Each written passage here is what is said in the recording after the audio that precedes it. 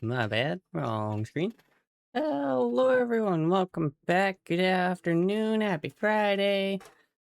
As you can see, we're getting a little bit of practice in because, well, I've kind of started branching more into the flight sims a little bit. Um, for what I can, at least for not being able to buy, like the big ones like Microsoft Flight Sim like 24 or anything like that. So I actually went different route, went more um a little bit more combat focused. We went DCS. So yeah, that's the plan for today. I want to get some practice in, get some more hours in the air, because well, I'm not the best pilot. I never was, so this is all still kind of new to me. And I want to start off. I'm gonna try a new plane and do the whole little training course for it. And after that, we'll probably jump into a plane I've actually bought the DLC for DCS. So that's kind of what I'm thinking pretty much for the day, depending on how long that goes. But yeah. If anyone saw the go live post, you could see that we were getting fired up in a different way than usual. And well, like I said, we're flying, not driving today, so it's definitely a bit different. But with that being said, let me just quickly swap this over so it actually shows us in the right category. And then we can jump in, we can get started. Nice thing is I've already got it up. I've got it basically ready to go. We're starting off. It's just gonna be a basic little course. So we're starting off with familiarizing ourselves with the cockpit, and then we're gonna work on um the art of procedure, taxi, takeoff, all that stuff, right? So the first little bit, it might be a little slow, but once we get into our other plane, we should be okay. I mean, I don't really have any campaigns for it or anything, so it's going to be a lot of free flying, but that'll give me a chance to actually practice some other stuff, get some stuff figured out.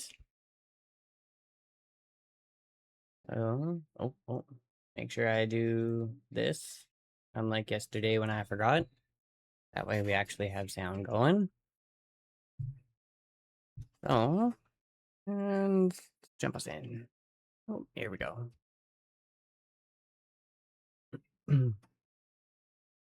Oh, excuse me. A little bit too much coffee earlier. Yeah, we're taking the TF-51. We're gonna do the course for this. I haven't actually flown this plane yet. I've flown the Su-25 a little bit, and then of course the plane I bought, which, as everyone probably saw from our starting soon screen, is the A-10A. So I was sitting there and I was like, what kind of plane do I want? It also came down to like, what kind of missions and stuff do I want to do? And I'm like, well, I've always liked the air to ground, everything like that. So I went with the A-10. Perfect plane for it because, well, it's a flying gun. So we'll jump into that in a little bit. And yeah, I do have to say though, an extra little point here. My Patriot box, my button box, has actually come in super handy for needing some of the extra buttons. Like for the most part, I've got the farm stick that I use for actually flying, and then a whole bunch of the extra stuff like our engines and stuff like that I got on the button box. I'm really happy I had a separate cover for it so I can just swap them out if I'm driving or if I'm flying. But yeah, enough. Yeah, up in here, I'm gonna get this started. Turn down the music on my end a little bit though. I'm pretty sure he should actually walk us through this, walk us through what we're doing, um, and how to actually do everything. But for the first one, I'm pretty sure we're literally just gonna be sitting here taking a look at this. So let's jump in, let's take a look. Welcome to the cockpit overview lesson. Today, we will take a detailed look at the Mustang cockpit. You can use mouse look mode to move your view around the cockpit. To turn mouse look mode on and off, press left Alt plus C. Throughout this lesson, pressing the spacebar key will initiate the next consecutive step once instructions for the current one are complete. Press the spacebar key when you are ready to begin. Okay. And it's also kind of nice because it'll tell me some of the controls that I'm not actually sure on, like the cursor and everything. And then it's Alt-C. That's kind of nice. Okay. The cockpit is configured in a standard layout, with the instrument panel positioned on the front dash, a center-mounted control stick, a throttle quadrant on the left side, and various aircraft system controls on the left and right panels. With the exception of the flaps control handle, which is located in the bottom left corner of the cockpit, most of the indicators and controls are well organized and easy to read and reach. Bottom there.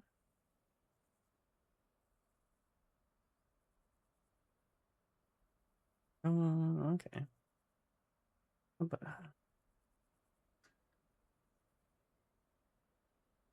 Moving on to the instrument panel, the upper left corner houses the remote indicating compass. The compass unit is installed Turn inside the my left wing and transmits magnetic DPI beams down a electrically to the tad. cockpit indicator. Using a remote compass avoids the magnetic effects caused by armor plating around the cockpit, experienced by a standard magnetic compass. The remote indicating compass includes a heading needle, which shows the current heading, and a desired heading needle, which can be turned using the indicator knob to set a desired course reference on the indicator. To turn the knob, you can simply roll the mouse wheel over it.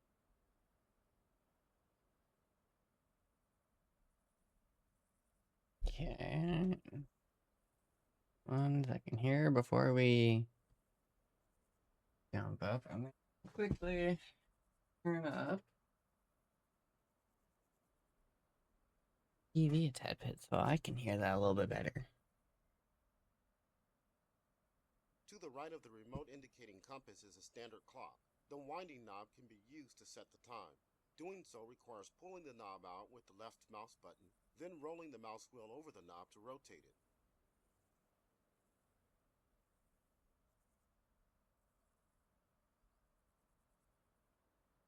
The suction gauge indicates the amount of pressure in inches of mercury being generated by the engine vacuum pump. Vacuum pressure is used by a number of vital instruments, including the flight indicator, bank and turn indicator, and the directional gyro. A suction reading above or below normal means the readings of these indicators are unreliable. Next is the manifold pressure indicator. This is one of the primary instruments used in flight, and together with the tachometer or engine RPM indicator is your main reference of engine power. The manifold pressure indicator shows gas pressure inside the engine induction system prior to entering the cylinders. Like the suction gauge, the indication is in inches of mercury. Manifold pressure is set using the throttle handle, while engine RPM is set using the propeller control lever, also on the throttle quadrant. On the left side of the middle row of the instrument panel is the airspeed indicator, which shows an indicated airspeed in miles per hour, mph. The red line on the indicator marks the maximum permissible airspeed of 505 miles per hour. It's important to remember that maximum permissible indicated airspeed is reduced as altitude increases. For example, it is 400 mph at 20,000 feet and 300 mph at 30,000 feet. Okay. Well, I didn't never know that. That's good to know. In the left center of the instrument panel is the directional gyro, which shows current heading. The instrument can be caged and the heading adjusted manually by pushing in and rotating the indicator knob. Alright. I gotta go through and change that binding, I see.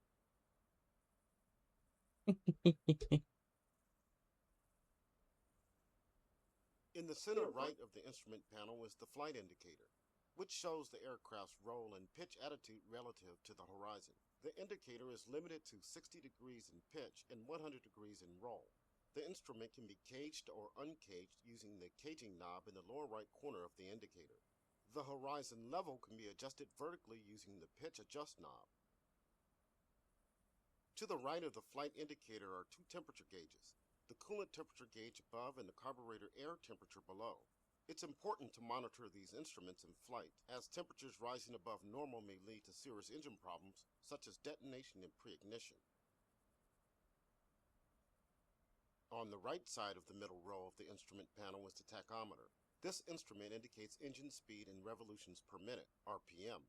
The pilot controls engine speed using the propeller control lever on the throttle quadrant. A propeller governor system automatically adjusts propeller pitch angles to maintain the RPM set by the pilot. Typical RPM settings in flight will be between 1,800 and 3,000 RPM. Moving to the bottom row of the instrument panel, the left corner houses the altimeter. The altimeter shows barometric or pressure altitude using a 3-needle system. The shortest needle shows altitude in tens of thousands of feet, the middle needle in thousands of feet, and the longest needle in hundreds of feet. The indicator knob is used to adjust the sea level reference pressure in inches of mercury to ensure an accurate altitude reading over a desired location where the sea level air pressure is known. Next is the bank and turn indicator, primarily used to maintain coordinated flight and minimize side slip. The vertical needle of the instrument indicates turn rate, and the slip ball indicates side slip or side skid. In flight, the pilot maintains the ball's center by using stick and rudder controls, or aileron and rudder trim. Flight trim is very sensitive to changes in engine power and airspeed, so constant attention must be paid to the bank and turn indicator in order to fly as efficiently as possible. To the right is the rate of climb indicator, which shows the climb rate in thousands of feet per minute. Further to the right is the accelerometer, or G-meter. This indicator shows the G-load factor experienced by the aircraft, as well as 2 additional needles that show the maximum and minimum G-loads attained since the instrument was last reset. The instrument includes a reset button used to reset the needles to 0. Finally, on the very right is the engine gauge. This instrument includes 3 indicators: the oil temperature gauge, oil pressure gauge, and the fuel pressure gauge. Moving below the instrument panel, the engine control panel includes a number of important engine controls. These include supercharger blower switch, sets the supercharger to low, high, or automatic blower modes. Normally this should be set to auto. The jewel light indicator lights up when the supercharger kicks into high blower mode. Fuel booster switch, turns the fuel booster pumps on and off. Oil dilute switch, used to dilute the oil with gasoline, which may be necessary when starting in cold temperatures. Starter switch, used to turn the engine prior to ignition during startup. Primer switch, used to feed fuel to the engine through the fuel primer system during startup. To the right are the 2 landing gear warning lights. These indicate safe or unsafe states of the landing gear. For example, the unsafe red light will be on if the gear doors are open but the landing gear is unlocked. Adjacent to the landing gear warning light is the parking brake handle. Setting the parking brake requires the following steps. Pull out and hold the parking brake handle. Fully depress and release the brakes. Release the parking brake handle. Releasing the parking brake only requires a press of the brake pedals.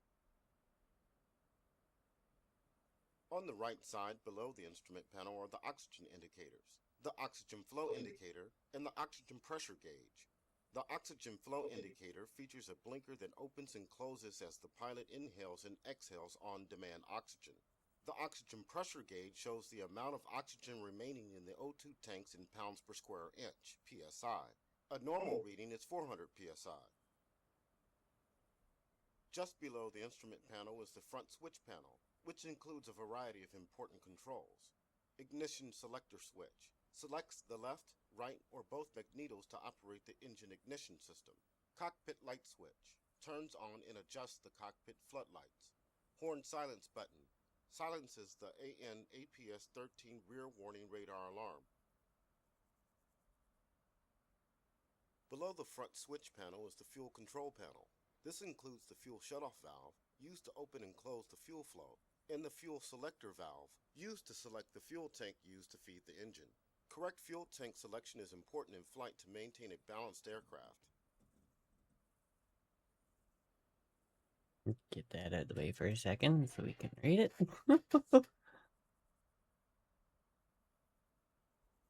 To the right of the fuel control panel are the hydraulic pressure gauge and the landing gear fairing doors emergency release handle.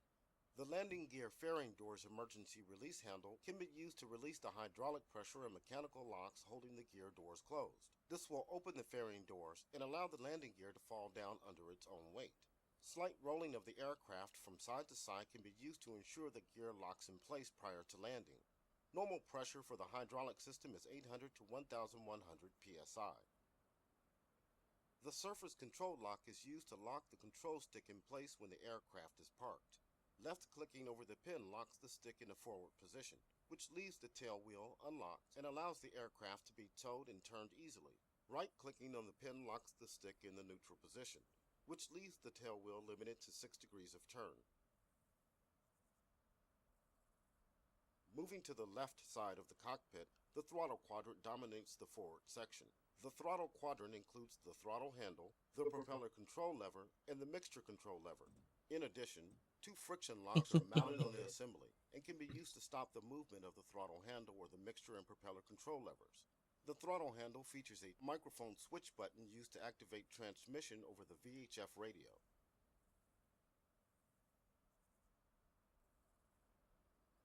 Yeah, I think I'm definitely gonna have to change that binding before we start.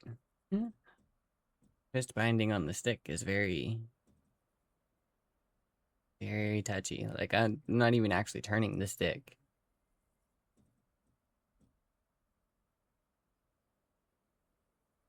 But if I get it to a certain point, till I get back to about the middle,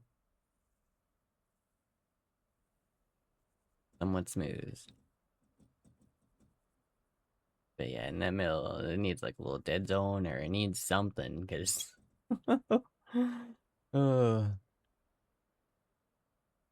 So, can I can. Okay. We're gonna go... Commands. Rudder.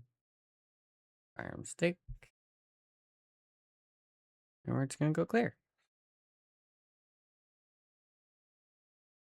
And that should...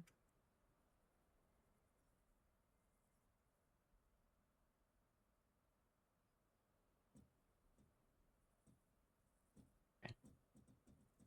That one. That's okay. That one was my bad. Whoops. Wrong exit. Okay. Up, up, down. Roll. Rudder. Throttle. This is the one I actually wanted.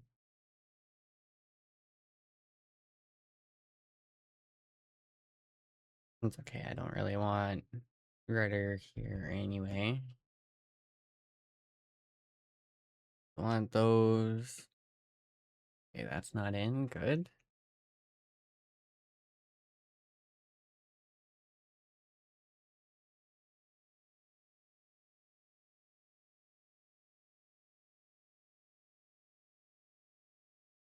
Okay, I think we should be okay. Yeah.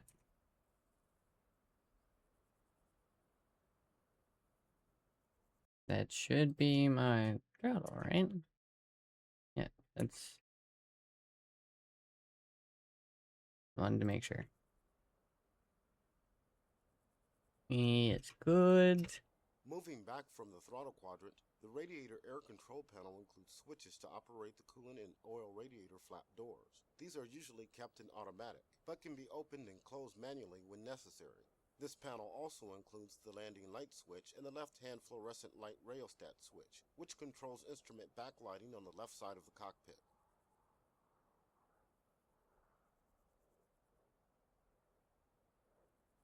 3 trim wheels are used to set the aileron, rudder, and elevator trim. Take off with 5 to 6 degrees of right rudder trim to help compensate for engine torque. Trim settings in flight may vary depending on flight conditions. The 2 handles toward the left rear of the cockpit control airflow to the engine induction system. The ram air control handle controls whether air is ingested through the main intake under the nose or filtered intakes on either side of the nose. Filtered air is used when icing of the intake develops. The hot air control handle opens a vent door in the engine compartment to allow warm air to enter the carburetor. This can be done below 12,000 feet when icing of the carburetor is a danger. Probably the most awkward control in the cockpit is the flaps control handle in the bottom left corner. The flaps can be Oh, set that's from where they 0 put to it. 47 marked 50 Yeah, I didn't look far degrees enough based on left earlier. limits.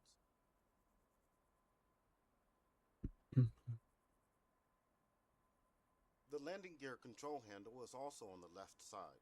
The handle is pulled in and moved up or down to raise and lower the landing gear as desired. The gear should only be moved when it's locked in either the up or down position.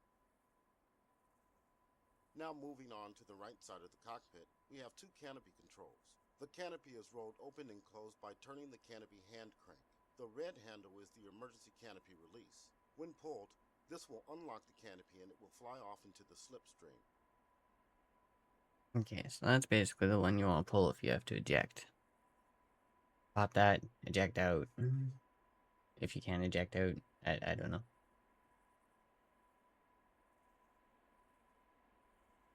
The oxygen regulator is used to control oxygen flow to the pilot's mask. The oxygen diluter lever, marked with yellow stripes, is used to set normal diluted oxygen or 100% oxygen. The red emergency valve is a separate backup oxygen line and can be used to bypass the regulator. The recognition light's keying switch is used to flash the recognition lights installed on the underside of the right wingtip when they are set to key mode on the electrical panel. The lights turn on for as long as the keying switch is held down and off when it is released. The electrical control panel includes switches for battery and generator power, pitot tube, and external lighting. In addition, the right-hand fluorescent light rheostat switch controls the backlighting for instruments on the right side of the cockpit. The electrical control panel also includes an important indicator, the ammeter. This shows current output of the generator in amperes. Maximum permissible output is 100 amperes. The ammeter does not show battery current. Finally, the electrical control panel also includes a circuit breaker bump plate. This can be pressed in to reset all the circuit breakers in case one or more of them gets overloaded and pops out.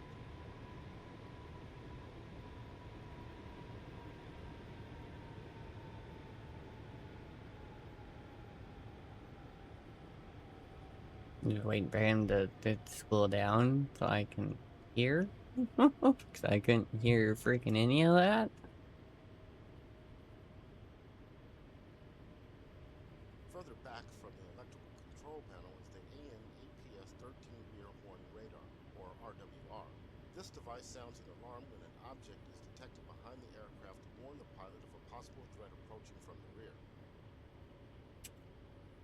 Next is the SCR-522 VHF radio, used for communication with flight members and air traffic controllers. The radio features 5 channels, the frequencies for which are preset and cannot be changed in flight. You should consult your mission briefing prior to starting a flight to ensure your radio is set up to contact ATC towers in your vicinity. The remaining radio systems, including the homing adapter, IFF transponder, and Detroller range receiver, are not functional in this aircraft. Let's now take a look at the fuel gauges.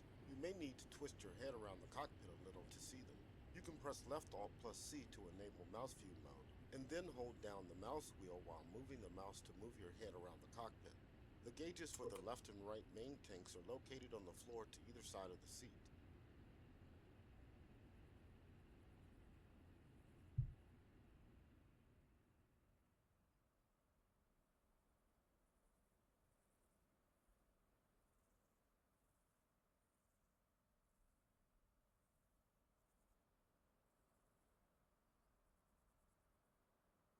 Finally, the area under the seat also houses cockpit environmental controls, including windshield defrosting and cockpit heating and cooling.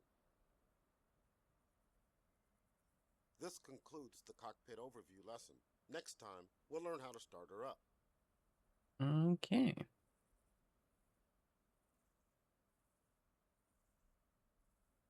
Not too bad. But this thing.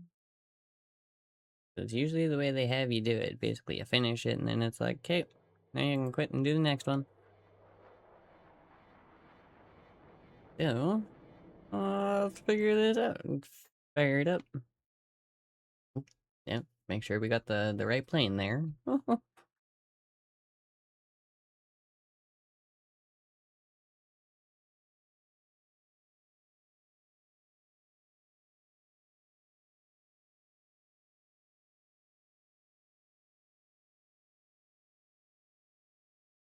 grab some coffee while this loads real quick.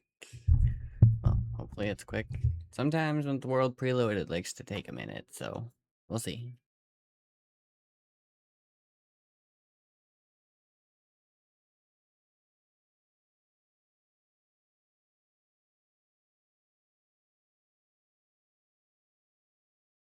Looks like we might be doing pretty decent.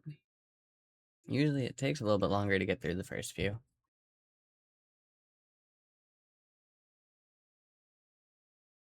That's okay. We can sit here, heal for a second, listen to some music. Oh, there we go. Now we're getting somewhere. All right.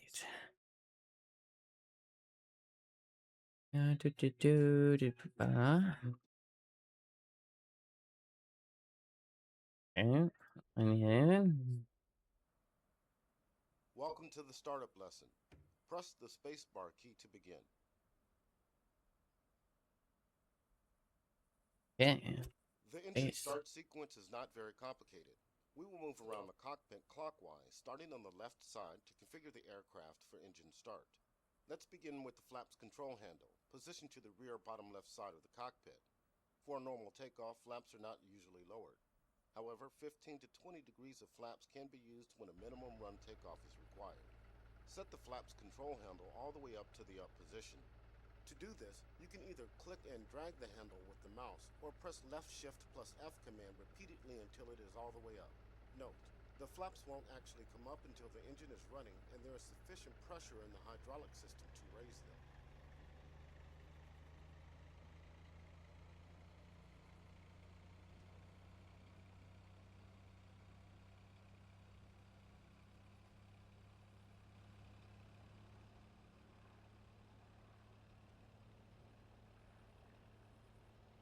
Is it gonna go up for me? Oh. Now set Right the click. carburetor Okay. induction system for normal operation by moving the cold air control handle all the way forward to the ram air position and the hot air control handle all the way forward to the normal position.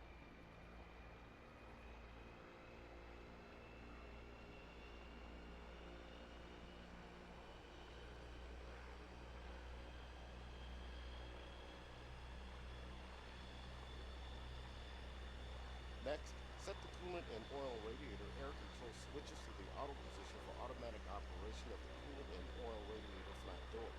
To do so, left-click on the auto switch positions. Don't forget to close the switch covers after. Adjust the trim tabs to prepare for takeoff. Set rudder trim to 5 degrees right. Elevator trim to be left neutral. Aileron trim remains neutral.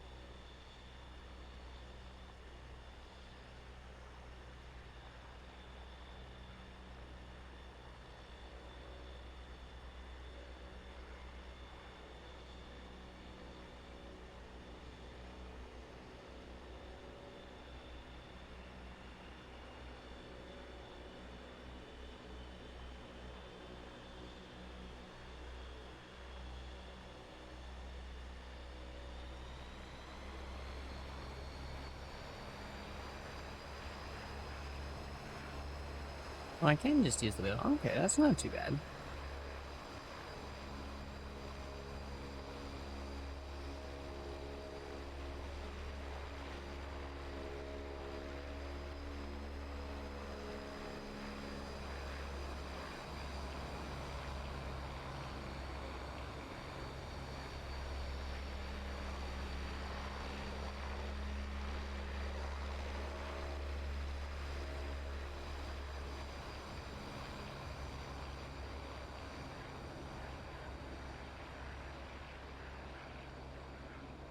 And again, take forever if we just go with the wheels. So. Oh.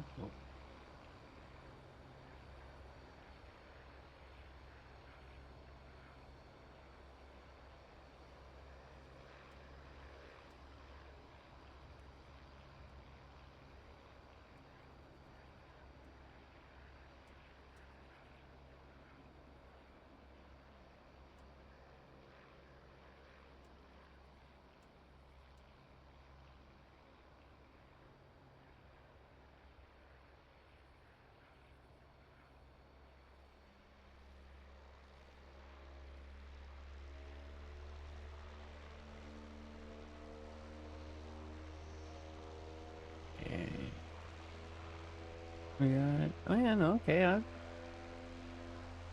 went to the right spot. Okay,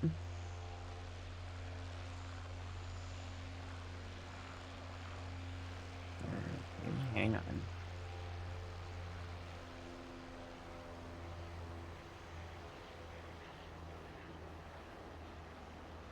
Oh, okay. Right spot, wrong dial. On the throttle quadrant, ensure the propeller RPM lever marked P is set all the way forward to increase and the fuel mixture lever marked M is set to idle cutoff.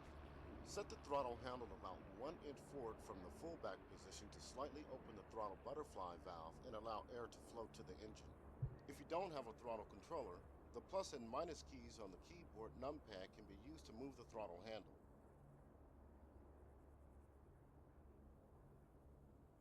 Oh. Oh, but of course, since I have something else mapped, it's just a screenshot.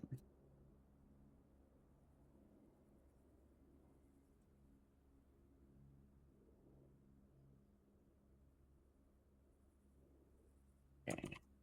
In here so we can see this.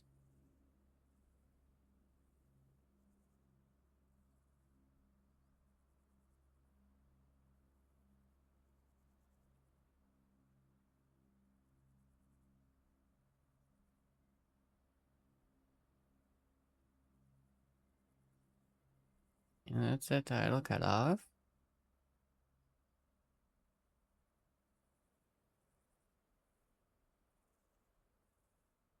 Moving to the engine control panel on the front dash, turn on the fuel booster pump by setting the fuel booster switch to the up position by clicking over the switch. Select the left and right magnetos to provide power to the engine ignition system by setting the ignition switch to both. On the fuel control panel, ensure that the left wing tank is selected for fuel consumption by checking that the fuel selector valve is set to the main tank LH position. Open the fuel shutoff valve by clicking on it to set it to the on position. Let's set the parking brake to make sure we remain stationary when the engine begins to pull. You may want to open the controls indicator by pressing right control plus enter to monitor the positions of your flight controls, including the brakes. Setting the parking brake takes a few steps. First, pull out and hold the parking brake handle by clicking and holding it. Next, while continuing to hold the parking brake handle, fully press the brake pedals by holding down the W key. Continuing to hold the parking brake handle, release the wheel brakes by releasing the W key. Now release the parking brake handle to set the parking brake. If done correctly, the parking brake handle should remain in the pulled out position. We'll now move on to the electrical control panel on the right side of the cockpit. Set the battery switch to the up position to provide electrical power. Also, set the generator switch to the up position to prepare the generator to take over once the engine is running over 1500 to 1700 RPM. Click and hold the primer switch on the engine control panel for about 1 second to feed some fuel to the engine. When starting in cold temperatures, up to 4 seconds of prime may be necessary. We are now ready to attempt an engine start. To do so, first press and hold the starter switch to operate the starter and begin turning the engine. As the engine begins to catch, move the fuel mixture control lever on the throttle quadrant to the run position by right-clicking on it once. If you aren't able to start the engine successfully, return the fuel mixture lever to idle cutoff by left-clicking and repeat the process starting with priming the engine. Note, the engine starter can be easily overheated. The starter should not be used for more than 4 20-second attempts to start, with 15-second intervals, followed by a 5-minute cooling off period.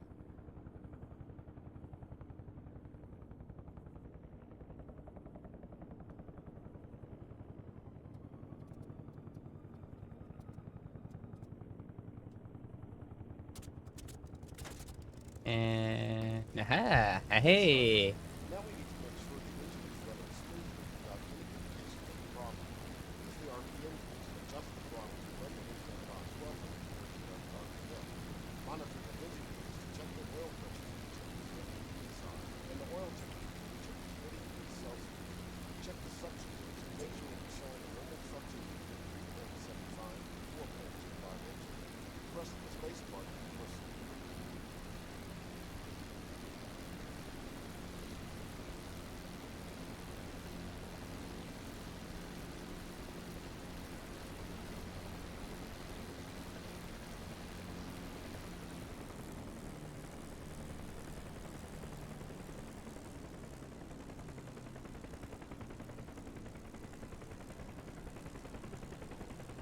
Okay, 12 to 13.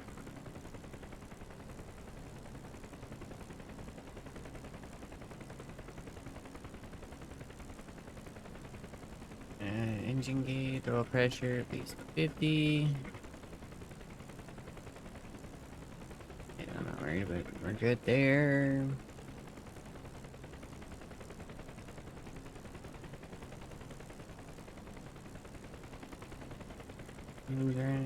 Down a little bit on temp, but I don't think that's too much of a problem. Check the hydraulic pressure gauge to make sure it is reading normal pressure of 311 psi.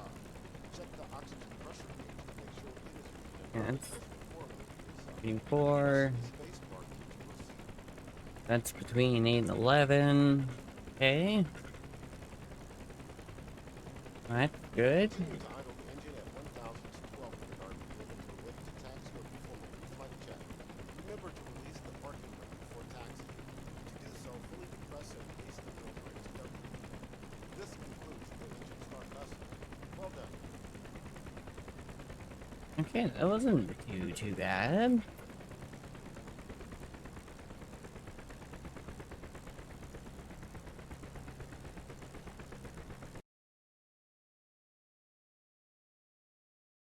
Am I gonna remember that all? Probably not.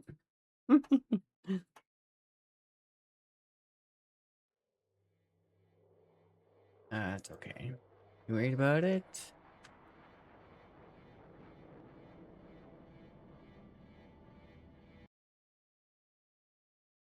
Okay, let's give this a go. I'm not too sure if it's gonna start us cold or if it's actually gonna start us hot and on the runway. Sometimes they'll start you hot. Oh, oh. Tracker didn't like that one apparently. Or at least the camera didn't. Oh. Um, but yeah, sometimes depending on like what you select in the mission, they'll actually have you start on the runway, already up and running and already warm. So it's just a matter of basically go in and take off. But being that we're taxiing, we might start cold, so I'm not too sure. I guess we're about to find out.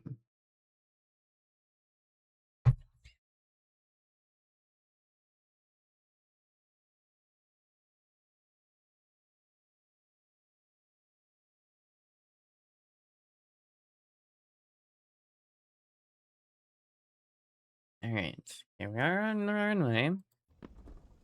And we are warm, okay. Welcome to the taxi lesson. Press the space bar key to begin. We're gonna do this. As with most other aircraft configured with a tail-dragging undercarriage, taxiing in the P-51 can be tricky. Forward visibility is obstructed by the nose, and it doesn't take much to nose over into the ground. To maintain awareness of the area ahead, the aircraft is taxied in a zigzag or S pattern, turning it from side to side as it rolls forward. You can move your head position to either side in the cockpit to peek around the nose. To do so, press left Alt plus C to enable mouse view mode, and press and hold the mouse wheel while dragging the mouse left and right. Alternatively, you can use the commands right control plus right shift plus num4 and right control plus right shift plus num6 to move your head from side to side. Press the space bar key to proceed.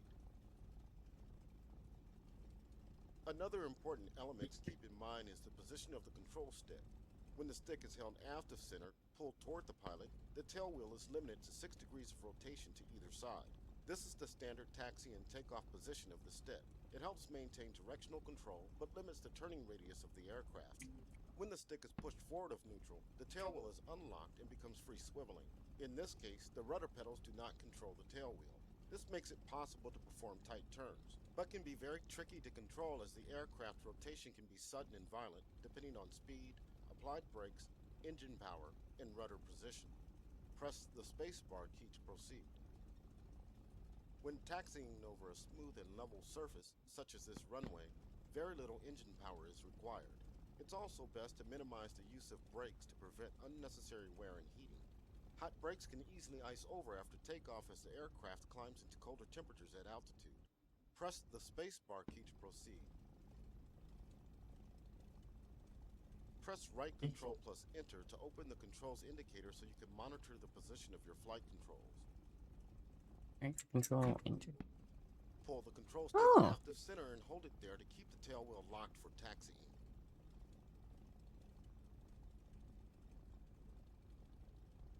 To practice taxi control, we will use a lead car to take you through a short taxiing course. The car is now waiting in position to your left. Press the spacebar key when you are ready to begin. Okay, in a second here, because I just noticed that. Okay. Gonna sneak up here real quick. I'm gonna scooch over just a tiny bit, so you guys can see that this is my corner too. Okay.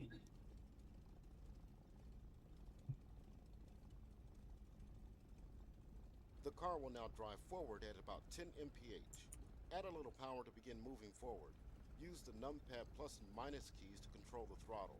Use the Z and X keys to control the rudder pedals to turn left and right. Use the W key to depress the wheel brakes as required.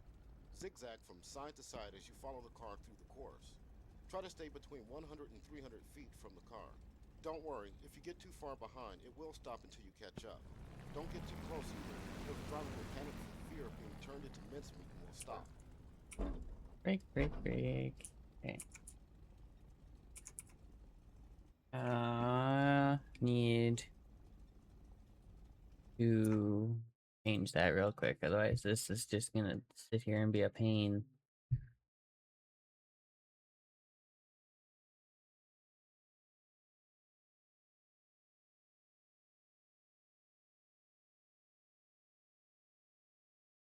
Or is that... I think that's in my Steam settings, actually. But that's okay. We can just take these.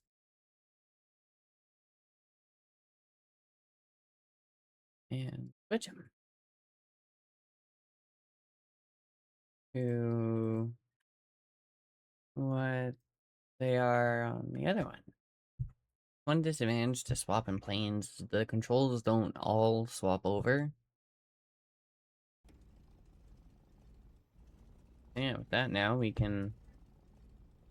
I'm gonna be a little sneaky here. A little bit of throttle in.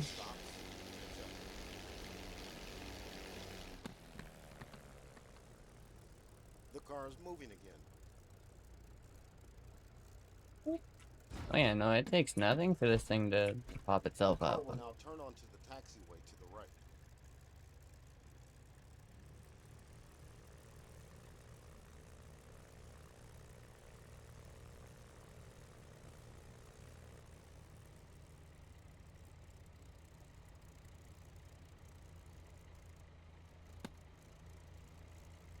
Ooh, oh, oh.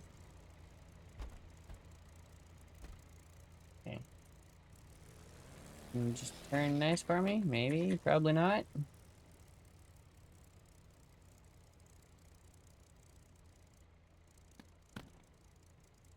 Oh, oh, oh. We're probably gonna hit some grass, but that's okay. Not too worried about it.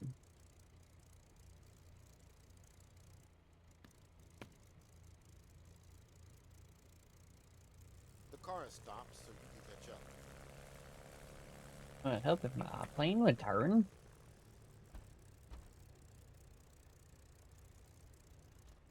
Want me to try and keep this thing turning, but...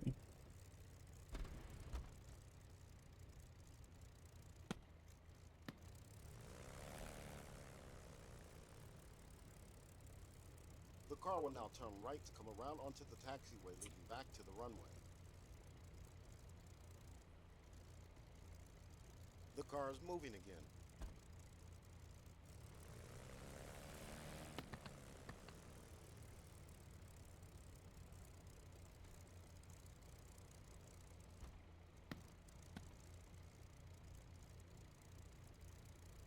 Was the reaction be able to loop in? Oh, there we go.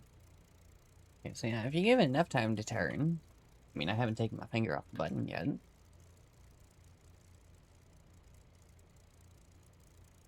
go.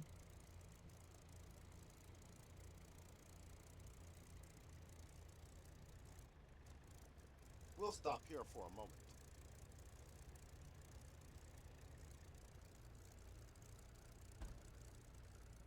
Oh, gentle on the brake. Gentle on the brake. Moving on, we'll now make a left onto the runway.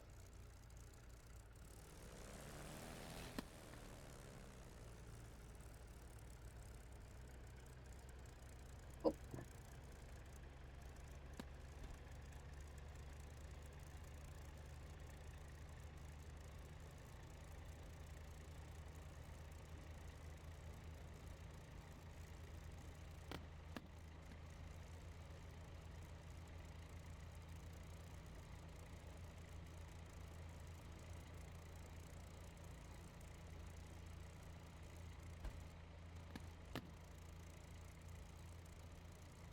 And We'll now make a right turn onto the apron area to turn around to face the runway again. This is a tight space and will require some care. You may need to unlock the tail wheel to make this turn by pushing the stick forward. When the tail wheel is unlocked, use differential braking to control your turn. Press left control plus W to use the left wheel brake, and left alt plus W to use the right wheel brake. oh, that would have been helpful.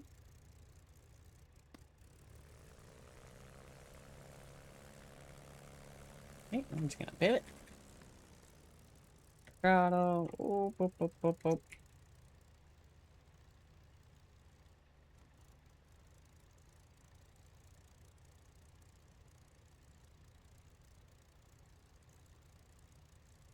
Okay, hang on. Let's see if I can finish The around car here. will stop here. See if you can pull up next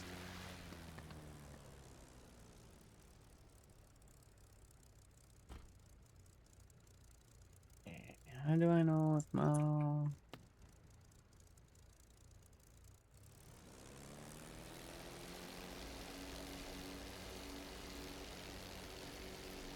Yeah, I don't think the wheel brake's still on. We are... No, okay. Move a little bit. The car is stopped, so you can catch up. Yeah, hang on. One, right one.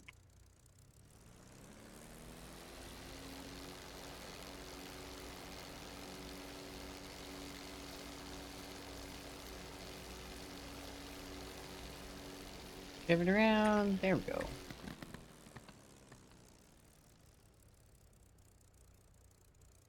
Left, right. Okay.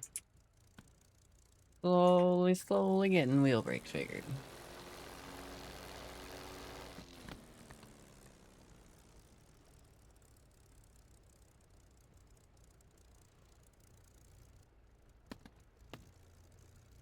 The car is moving again.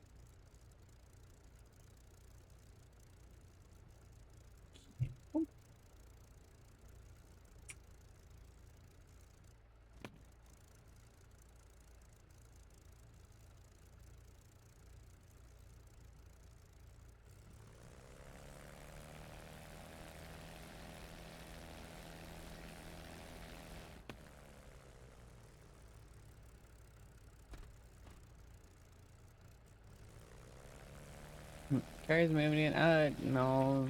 Yeah, he ain't.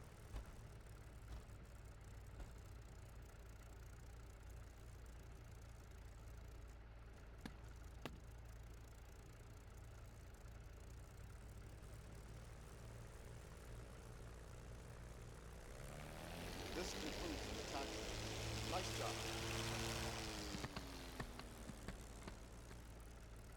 Left. Okay.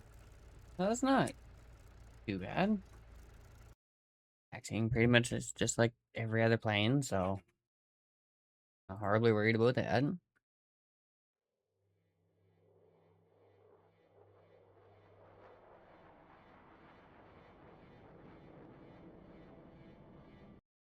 Do the takeoff guided. And then there's one after that that basically we get to do on our own.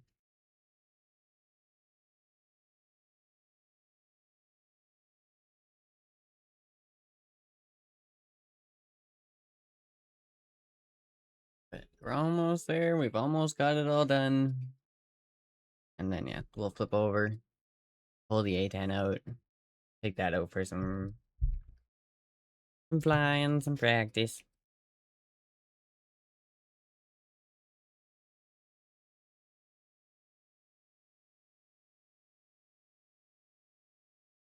I'm not even entertain that. Okay, are we starting hot? Want to say it looks like we might be? Oh yeah, we're starting hot. Welcome to the takeoff lesson. Press the spacebar key to begin. The 51 is generally very controllable in takeoff, but the powerful engine and large propeller spinning at the front do require careful use of the rudder in order to maintain a straight course down the runway. A right rudder trim of 5 to 6 degrees is a standard takeoff setting and is usually sufficient to maintain directional stability in the takeoff run. A normal takeoff is performed at takeoff power, which is 61 inches of manifold pressure at 3,000 RPM. However, to minimize controllability issues while practicing, we will take off at a reduced power setting of about 50 inches of manifold pressure. Press the spacebar key to proceed. Your primary instruments during the takeoff run will be the airspeed indicator on the left side of the instrument panel and the manifold pressure indicator on the right side. Once in the air, we will use the turn indicator and the rate of climb indicator to maintain a desired flight path. Press the spacebar key to proceed. The first key element of a successful takeoff is a gradual onset of power. You cannot just slam the throttle forward. The torque effects of a sudden burst of power are very likely to run you off the runway and into the grass with devastating results. The other key element is the tail lift. As the aircraft accelerates toward 100 miles per hour, the tail will lift itself off the ground, unless held down with some stick back pressure. You can perform a takeoff without a tail lift by simply holding the stick back to maintain a 3-point attitude until the plane flies itself off the ground. Most pilots, however, prefer to let the tail rise up to continue accelerating while running on the front wheels before lifting off into the air. Press the spacebar key to proceed. The takeoff starts with the stick held back to keep the tail wheel locked for a controlled ground run. To perform a tail lift, neutralize the stick as speed approaches 100 miles per hour. Be careful to avoid lifting the tail too early by pushing the stick forward. The changes in pitch angles occurring during the tail lift cause significant directional instability, which is more difficult to control at slower speeds. Careful rudder input will be required to maintain heading as the tail lifts. You may need to alternate a bit of right and left rudder input before stabilizing for the liftoff. Press the spacebar key to proceed. Flaps are not used in a normal takeoff. 15 to 20 degrees of down flaps are used when a minimum run takeoff is required. Press right control plus enter to open the controls indicator so you can monitor the position of your flight controls. To prepare for the takeoff run, set the rudder trim to about 5 degrees right. Click and drag the rudder trim tab control wheel.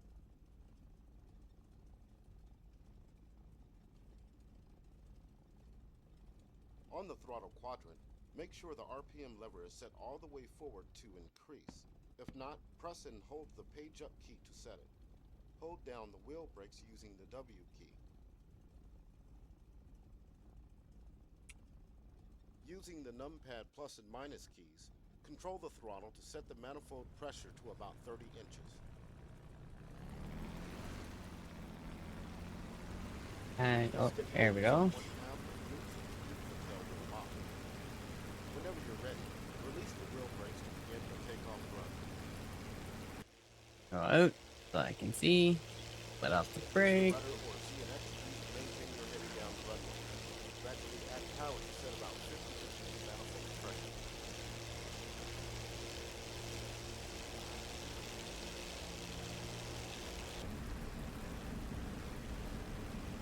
Okay, we're gonna. Utilize the stick to lift the tail. Easy on the rudder. Ooh. Yeah, I was expecting that. Just grab the stick and over we go. That's okay. Works of practice. I'm not worried about it. Will it let me actually do this? Oh, probably not. Probably not sat. Okay. Quit that and redo that one, maybe? Or not. Actually, I'm thinking. Oh, right, I don't actually have any. Right, we're just gonna pop over. My brain's sitting here, it's like, I've got one plane, and my brain just knows it. Um, yeah, go there. Cold start. This will just drop us in, right in our freaking A10, and away we go.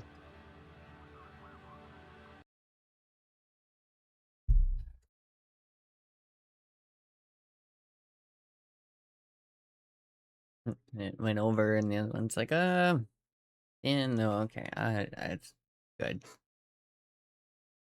I knew from the startup of it's like, oh, this is gonna be a freaking pain in the butt, isn't it? And yeah, needless to say, like the A10 isn't even that bad. Like once we get in here, I'll show you. Like I don't really have to do much before we get this thing started and taxiing and up in the air. But we'll see also if it loads me in with my weapons loadout or not. If it does, that'll be pretty cool. Won't mind that.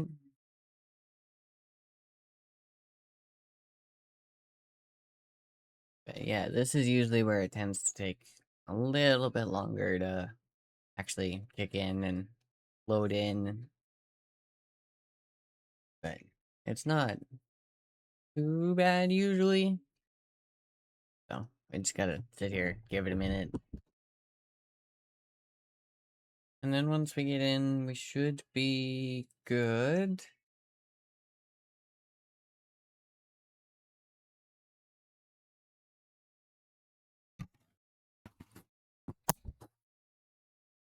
Put back on.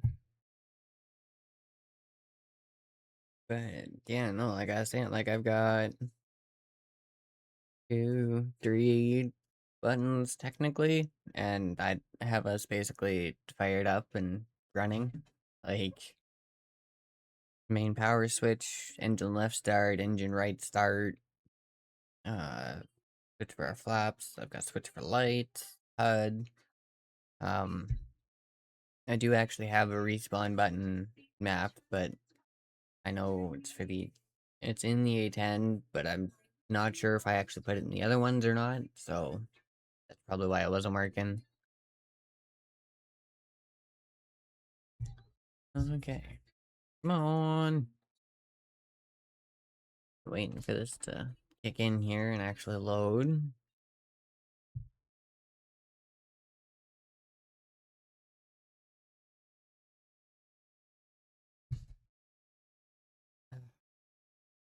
Okay, it is working. We went from other stuff to objects, so it's slowly going. But something tells me it's gonna take a minute.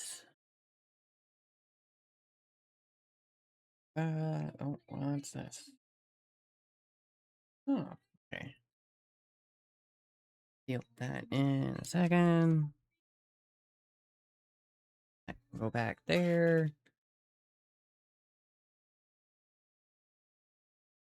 Alright.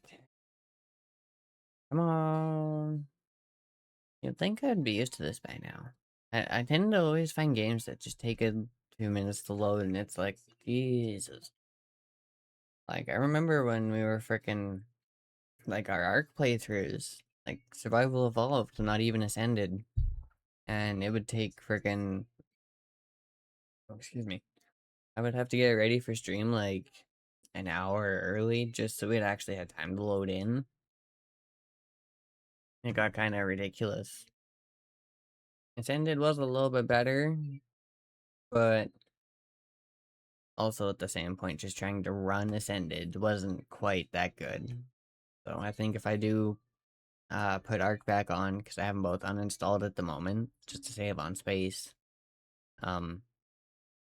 I think we're going to jump back into Arc at some point. We're probably going to jump back into Survival Evolved, just because I know my computer has a little bit of an easier time running it, and I don't quite have to worry about all the graphics and everything, so, like, don't get me wrong, playing Ascended was nice, but when you look at how much usage and everything it's got, it's like, holy crap. Like, it definitely took a bit to try and run it. The fact that I even could run it was surprising. Oh, okay, we got to world preload. We're getting there. I do find it amusing how it's like, yeah, when you want to go into actual like training or something, it won't take horribly long. But if you just want to just like jump in with an instant action, it's like, okay, we're gonna sit here and take a minute. But I'm hoping, I think I picked the right map, so we should actually be able to go to a bunch of airports and other stuff. So like, I wanna get a bit more practice in with like landing stuff like that, touch and goes. Um, Also figure out the weapon system a little bit more, and not have to sit through a whole thing for it for a whole bunch of other stuff I'm not really looking for. Not to mention, after seeing some videos and stuff, people are definitely like, hey, like when you play DCS, like start off, you got your two planes you start off with, but if you're gonna get a DLC, it's definitely almost for the amount of effort you need to put in to learn the planes and everything, because you pretty much are actually learning the plane, especially the full fidelity models. But it is basically jump in, uh, pick a plane, and just stick with your plane. So that was one reason when I picked the A10, I stuck with it, and I haven't really flown anything else. It's because that's definitely a little bit more recommended. It's a little bit easier, because if you only have to worry about learning one plane, right? You got your plane and that's about it. Whereas if you start throwing like a crap load of planes in, you're gonna start getting confused, other stuff. Was that oh, hit my what the crap? Refresh? Freaking thing.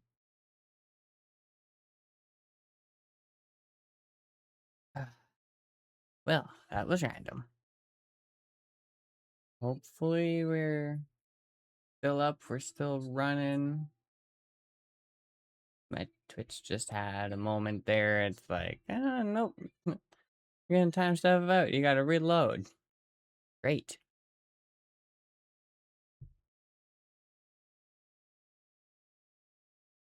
Okay, let it have its moment here. Kick back in.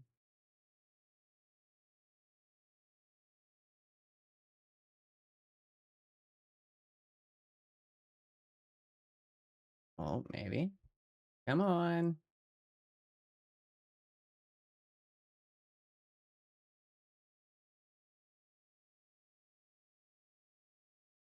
Did my Naruto crap too? Did everything just crap for a second? What the crap? Hello. We're still doing okay bitrate wise according to OBS. Did everything else just decide to freaking time out or something?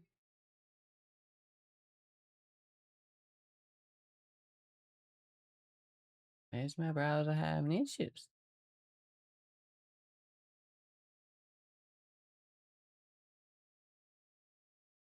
Oh, it's 700 prob.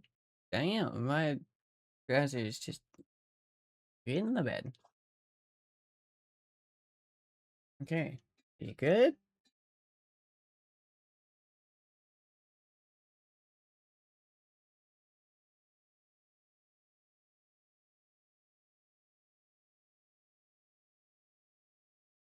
Okay. Looking, I think that's okay.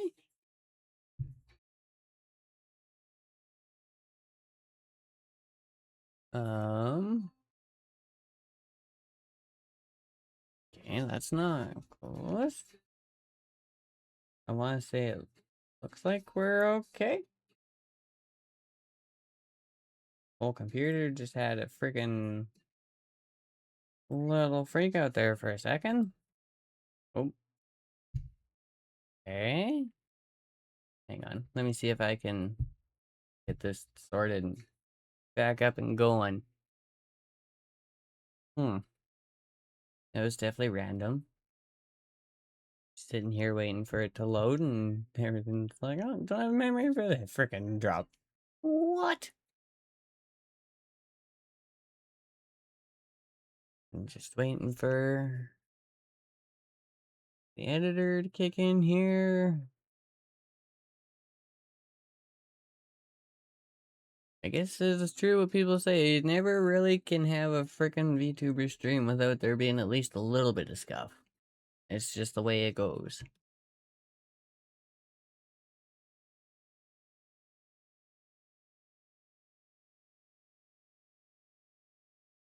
Okay, there's that. Lines pop up here for a second. Media pipe tracker. Come on.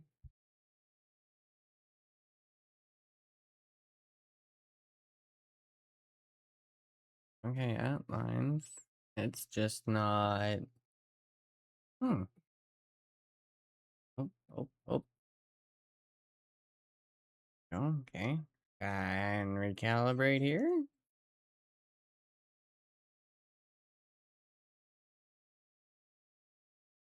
Is it calibrated? But I don't really think it did. Huh. Might have to do a restart of Naruto.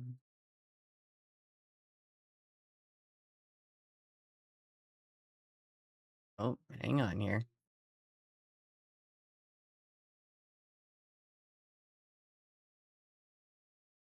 Okay.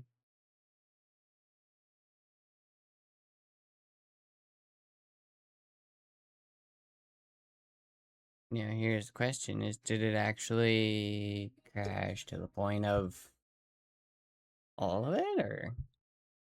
Yeah, okay. I figured. That is okay. Alright, well, if that's the case then, I will flip us over here. I'm gonna do a quick little restart of Boruto and see if that fixes my tracking. So 1 second here. I'll be right back.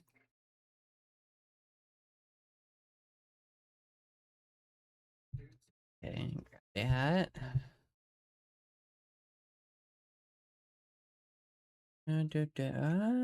Where is, right there. Okay, restart this. Hopefully that works. Yeah, no, that is definitely random. I was like, what was that?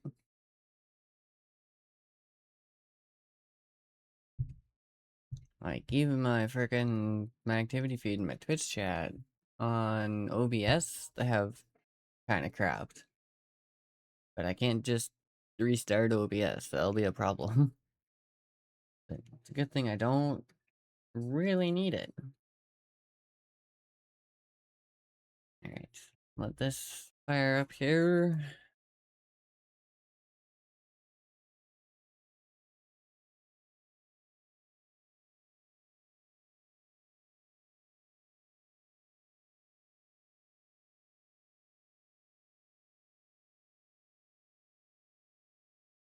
And, there we go. Let this rest of this load.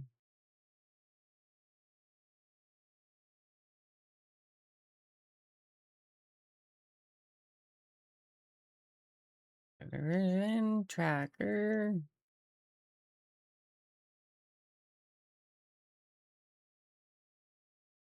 Hey, look at that.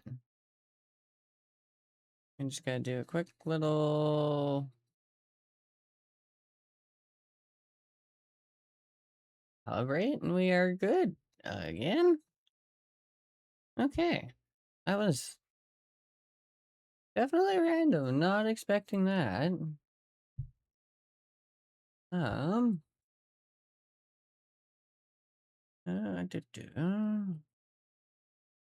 Let's see if it'll be nice and actually let us back in.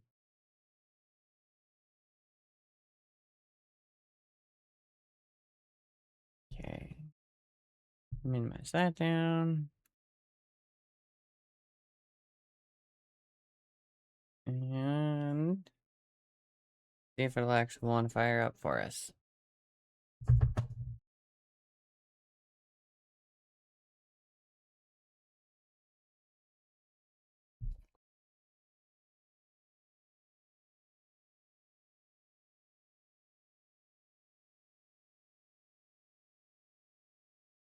Alright, well, launcher and everything still pops up, so I think we're okay. Let's find out.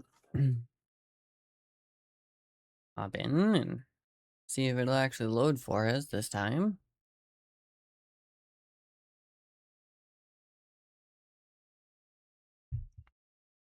Definitely not expecting it to crash and take almost everything else out with it. I'm just kind of glad it didn't actually take out the stream with it. Or at least from what I saw, it might have. I'm not too sure.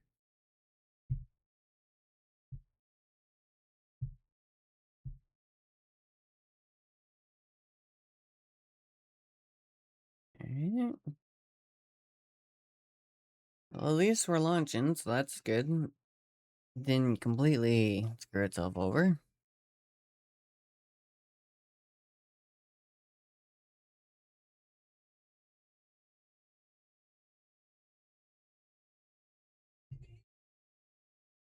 But yeah, I'm kind of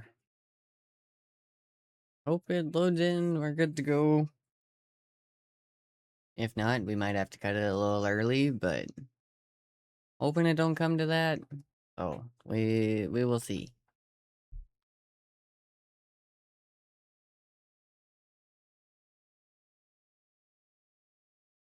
And then, of course, depending on how long it takes to load in and get around, do some stuff.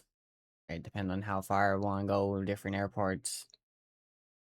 We might end around 2 hour mark, maybe 3. I'm not too sure yet. I know I usually like to try and aim for about 4, but kind of depends. 'Cause, yeah, if we got too much stuff going, I don't want to make everyone sit here and deal with that with me kind of thing, right? Like, I'll let everyone free and figure some stuff out, or maybe it's just the fact that it's streaming. I'm not too sure.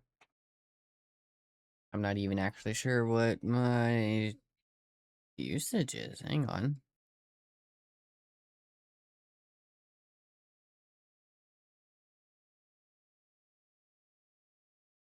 Okay, we're about halfway on the GP, or, nope, sorry. Wrong one. That's degrees, not percent.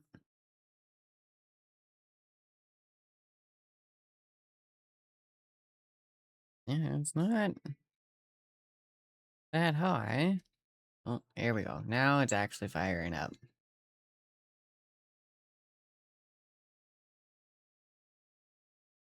Okay.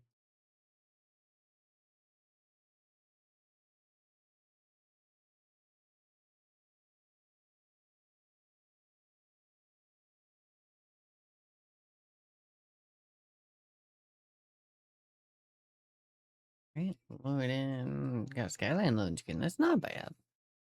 Nice cloud line.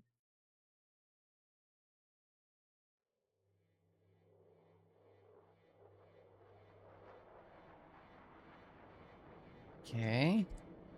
We're at the menu.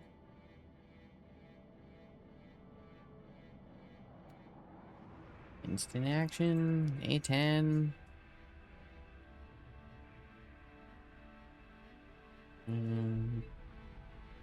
Cold start. Okay. Yeah, I'm just gonna let this sit here and let it load in. If it actually loads in and puts us in the plane, I'll flip us in, but if not, well, we might have something else going on there that I'm not too sure of.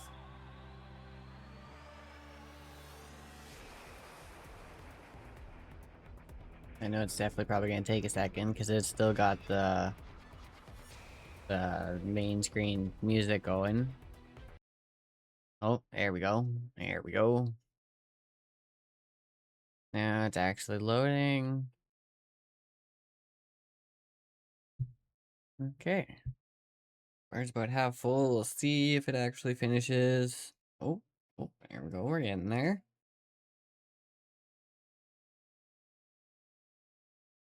Basically, I'm just gonna try not touching anything, not doing anything on the monitor.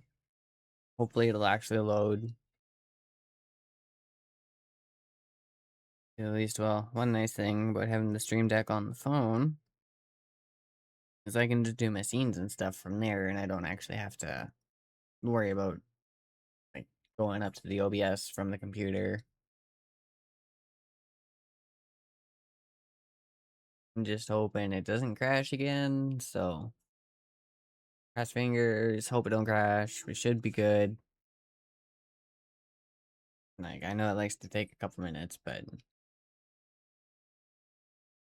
usually it does still actually load. And I'm really hoping I don't have a problem with my freaking uh, starting the engines like I've had a couple times. Like, I'm not too sure if it's just like I started one like in the wrong sequence, like before the other, or what, or if it's like the throttle. But I've had sometimes like I'll fire one up, it'll start just fine. And then I'll go to fire the other one up, and then the first one will just stop, and it's like, well, what the crap? No, no, you need to start. You need to stay running. Like, so we will see. We will find out.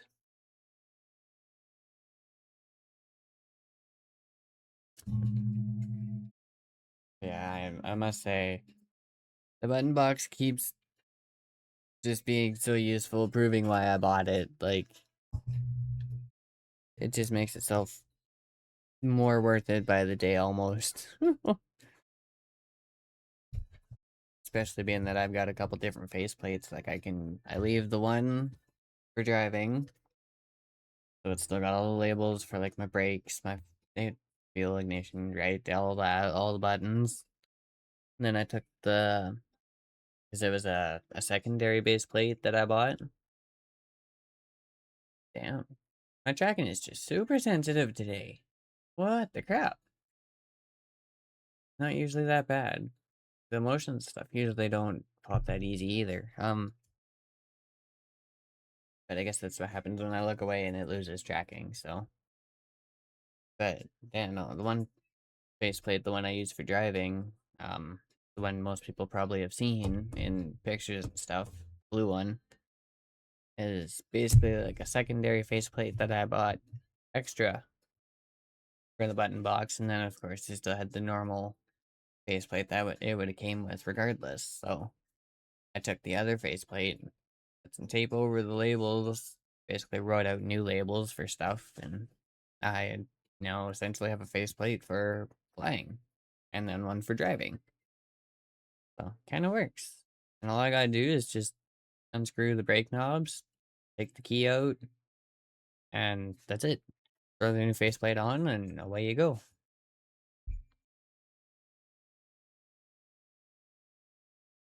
Okay, and well, we're at objects so far. It's slowly getting there.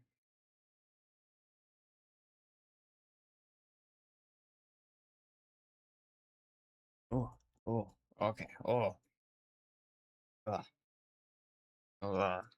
Nickel. If I have to give props to people, I don't know how some people drink cold brew coffee. I can't do it. My coffee's got to be hot. So it actually almost kind of works out. What time are we at so far? Oh shit! Oh, that does work out. Um, Yeah, okay, that works. Um, I'm just gonna let everyone up and go for a break because I usually do it about hour and a half ish, depending on what we're doing. Um, and yeah, being we gotta wait for this freaking thing to load, might as well. So, flip us over, turn the music up a little bit. Let everyone go for a break. So if you need to run to the bathroom, grab a drink, food, smoke, anything like that, perfect time to do it. And hopefully when we get back from our break, this should actually be loaded.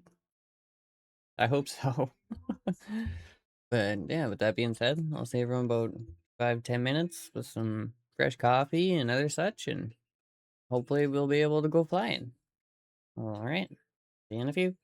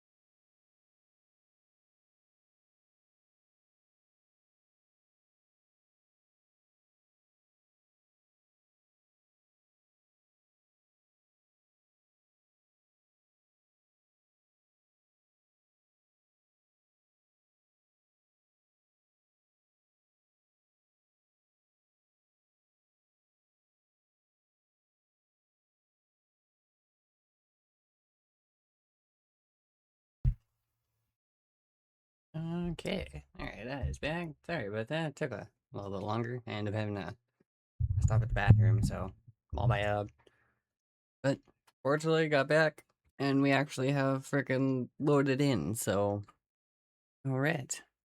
Jump us back in here. And as long as this wants to actually capture again here. Give it a second.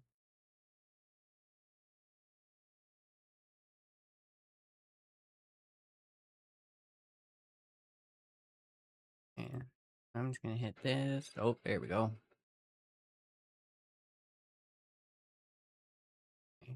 Before we do that, I need to turn that back on. This mission starts with a cold and dark aircraft parked on the ramp. You may fly the planned route or just explore the area. There are no threats. Okay. So yeah, this is basically what I've been... Oh, we got a green one today. Okay. Yeah, this is the A10A. This is what I've been pretty much practicing in and flying in, and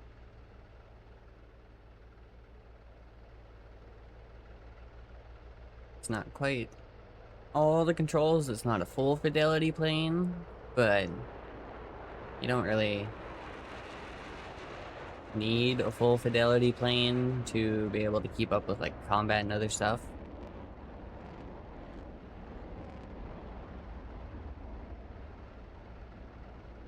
I am F-15's just going at it. Okay, that's the case. I'm going to bring this down a little bit, so it's not quite as bad for everyone. Alright, okay, I guess first things first, we need power. And that's the other thing, this thing is gonna make noise and alarms and... But while we basically sit here, let this thing have its few minutes, it needs to basically full calibrate its health, everything like that. Gives us a chance to start everything up, make sure stuff works.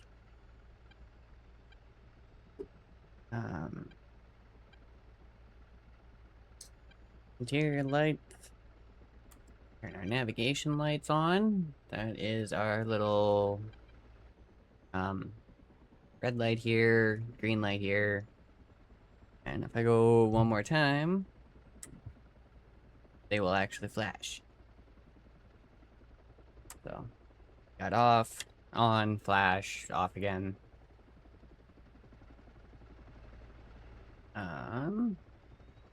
We're not completely loaded out, but that's okay. Nice thing about having a little menu here, we can just go like this. And being that I have it saved, we can just go boom. Request rearming. Click. And it'll rearm us here. And because we haven't actually started anything, our engines haven't spooled up, they will actually rearm us. If you go to rearm and your engines are still running, you're still like spooled up, they won't actually rearm you until you shut down. Yeah, there's some extra bombs in underneath, plus we got some missiles and stuff to go on the ends. Pardon me.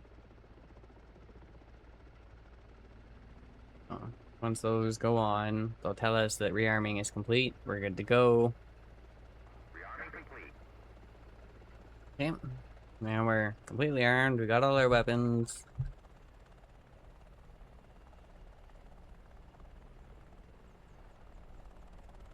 Got that. Alright. And we are flaps down. Okay. So if that's the case, we should be okay. We're gonna zoom in here, our gauges for our motors. So, top ones are temp, middle ones are RPM, and then we got oil pressure at the bottom. APU, so basically this will help start our motors. Our fuel flow, our fan speed, it's like the big fans kind of thing.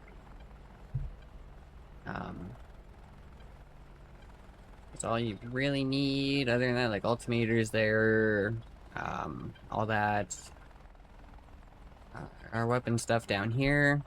I got this mapped out, so if I hit this, I can basically set our weapons to like ripple in pairs, ripple singles, or we can just go so it drops in singles or it drops in pairs. Oh, I do have a cursor. Nice!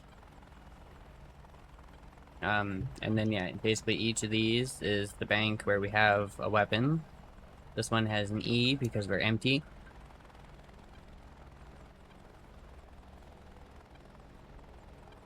And yeah, with it not being a full fidelity, we can't actually play with everything, right? Like, if we had a full fidelity, every single one of these buttons we could click.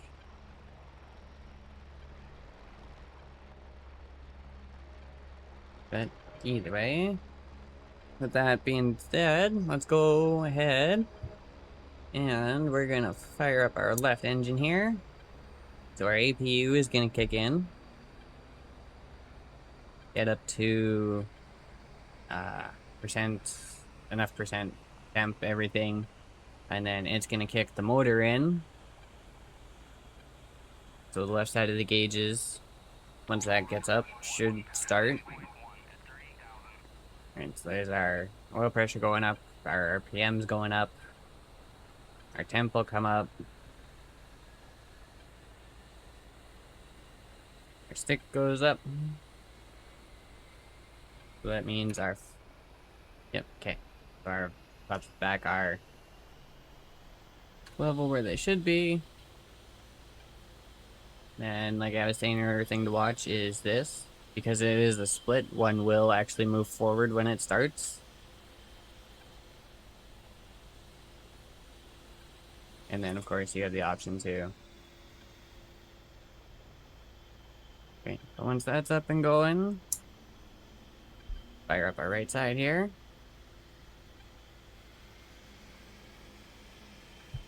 Overlord 1-1, passing waypoint 2 at 38,000.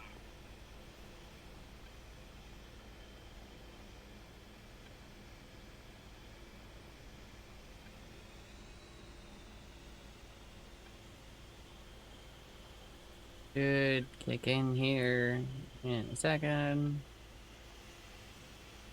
Good. Hoping.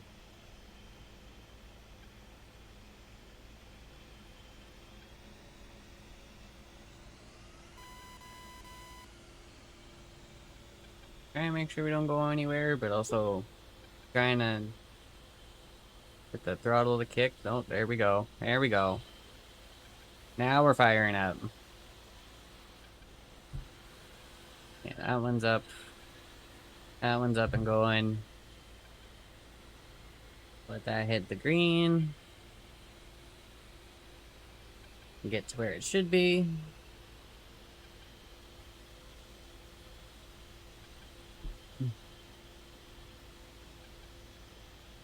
Alright. And right on the idle there. Flaps are up. Which it is fine, we don't really need flaps, so. We are running, we're good. We're gonna close our canopy here.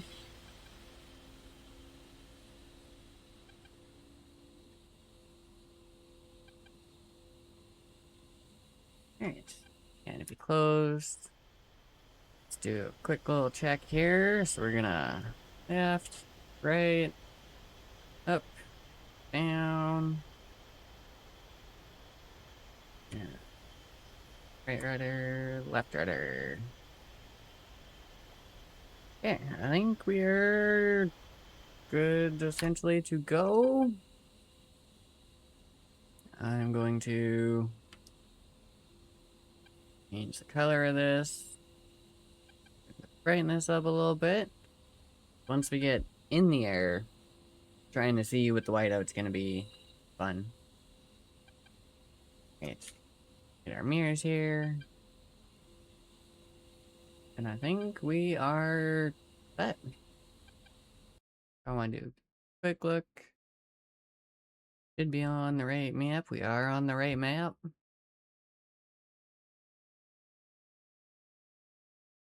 So yeah, basically we're down here, and I just kind of want to go around. I'm not really too in particular, like order or anything, but just go find some airports, practice some like touch and goes, some landings. And I picked this map because it does have the most airports Passing waypoint 1 at 25,000. and everything else. Gives us lots of options, gives us good places to fly. Also takes a little bit to fly.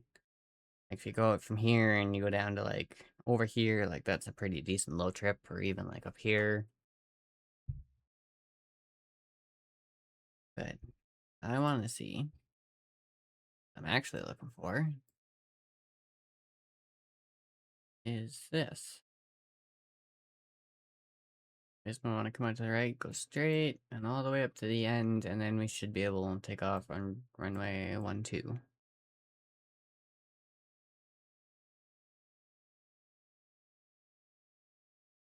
Alright, so hop back in the plane, hop outside the plane. Nice thing with this is it doesn't take much, it's just a little bit.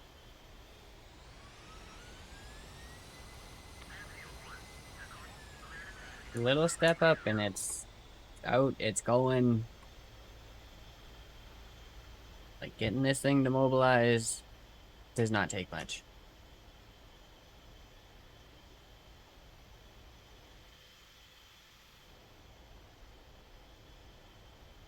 Route.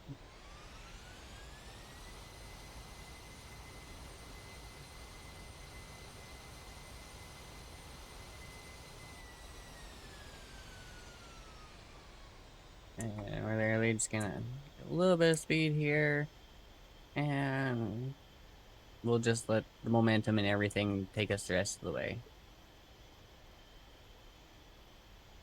And that's another one I've been thinking of. The next DLC for DCS, I'm thinking maybe a C-130. Because why not? Apparently I like the more, utilitarian, I guess you could say, planes as opposed to just pure fighters. Like, don't get me wrong, I like the fighters, like the F-18, the F-22, the Raptor, stuff like, I do like them, but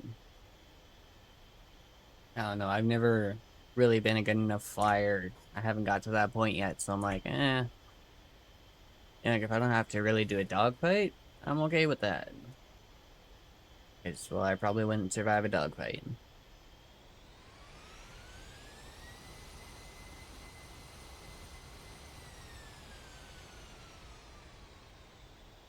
But when you're flying an A-10, you don't have to worry about dogfights too much. You're more like air-to-ground support. You got people pinned down, they call you in, you just take everything out in front of them. And it's also one reason I am loaded up like I am, usually.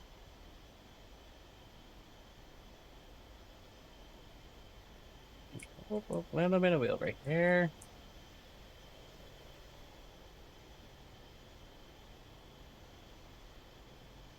And we'll see if it'll actually give us the... It will give us the option. Okay. We're just gonna hit our thing here.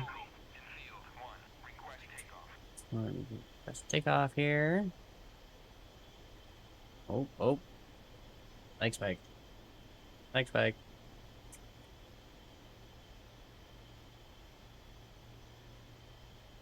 We're just in here. Then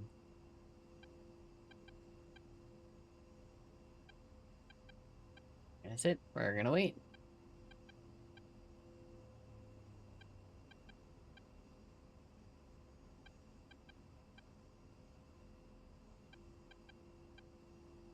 Should hopefully give us answer here.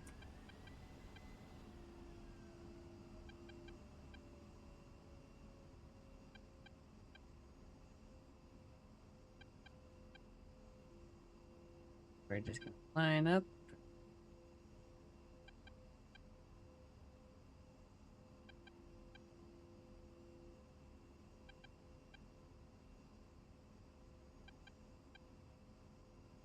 Yeah.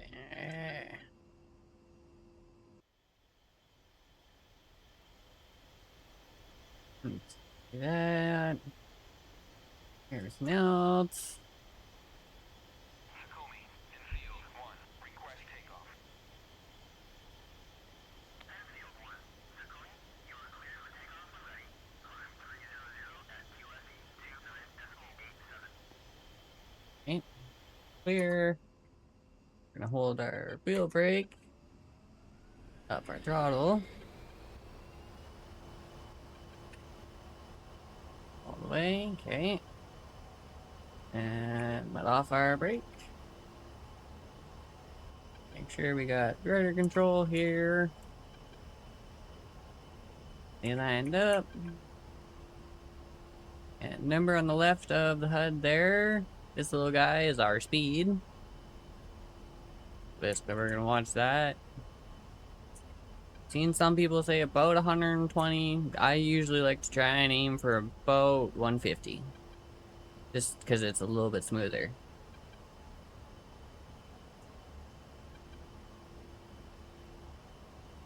Like, there's definitely one thing. Like, I'm not completely horrible when it comes to flying. It's just there's some stuff that I'm not too sure on. But we're gonna get up and in the air a little bit. Put our flaps up. Put our landing gear up.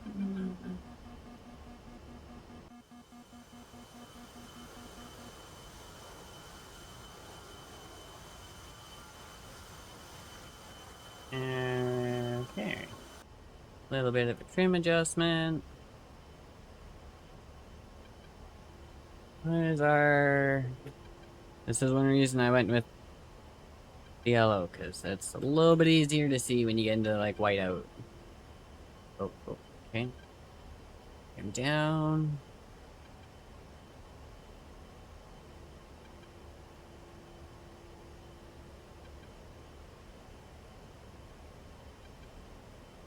Down, but not too much.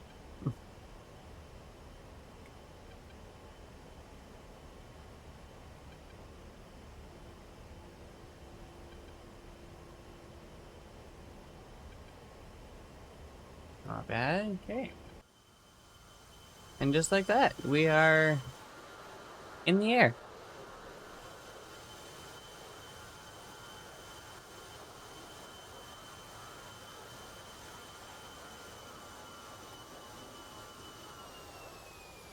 And slow our engine down a little bit. We don't quite gotta worry. Just make sure we're not a complete... Oh, are we at now? Oh, we are now. Field 1. Passing waypoint 1 at 700. Alright, so we'll leave that up one. Get our trim to go up a tiny bit. That way I know we're not gonna nosedive. We are this way. Okay. I'm thinking to start. We'll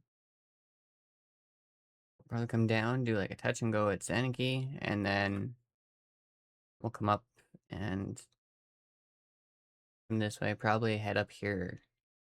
That's kind of what I'm thinking.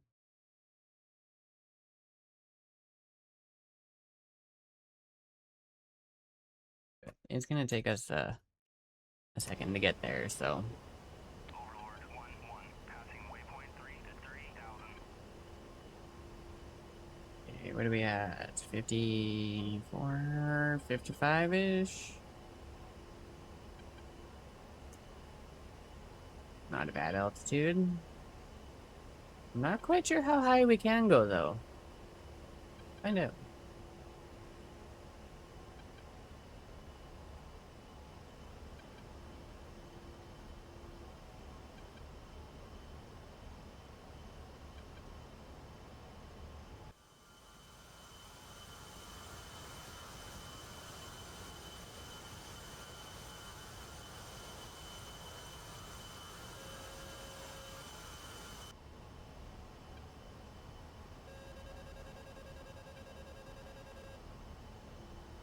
Okay, it's not bad. I'm not quite sure what's dinging at me, though.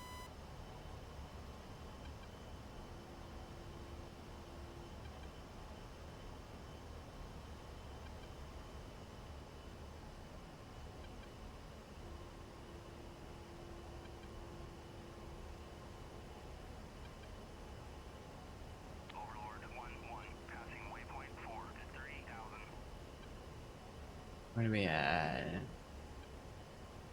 Okay, our gym's not too bad.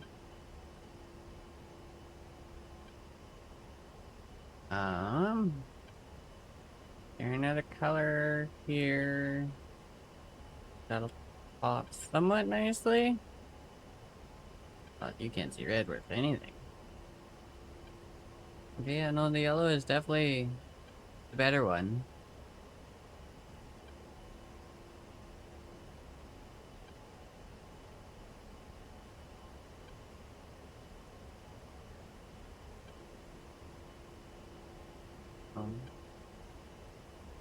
Brown, okay. Switch. Okay.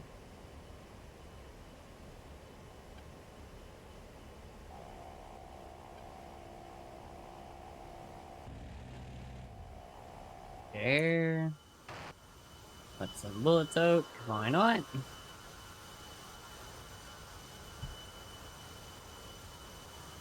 Yeah.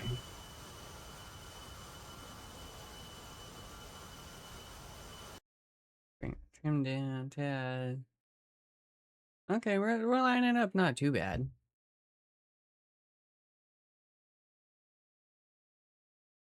Not bad at all.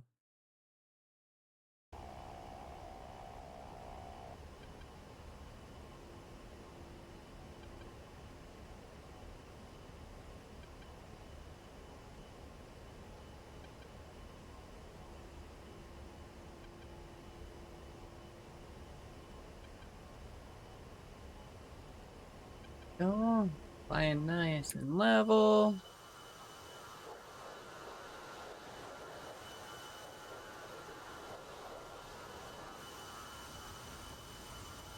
And I'm not doing an autopilot or anything. I literally just let go of the stick.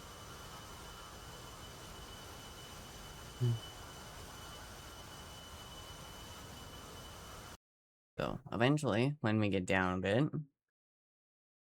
I imagine we're probably gonna have to drop down altitude-wise, probably a little bit around here. But if we're doing that, I need to bank right, come in a little bit wider. So bank. Let it do its thing.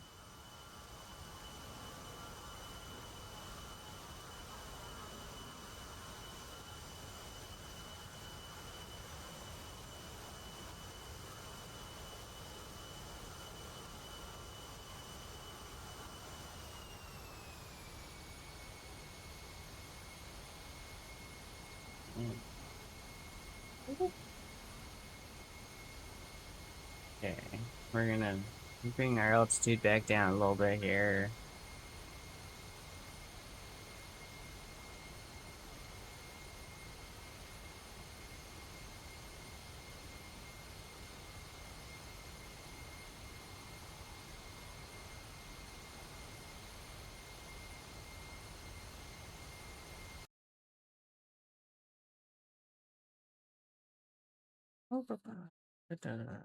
Really wish I could have they just pop up a line for me. I mean, I could do it if I went into the mission editor, but that's stuff I still need to figure out a little bit. But I want to say about here. Oh yeah, no, my head's in the way. Okay. Yeah, basically just like right behind my head, right off the coast here, and then we'll do a left bank.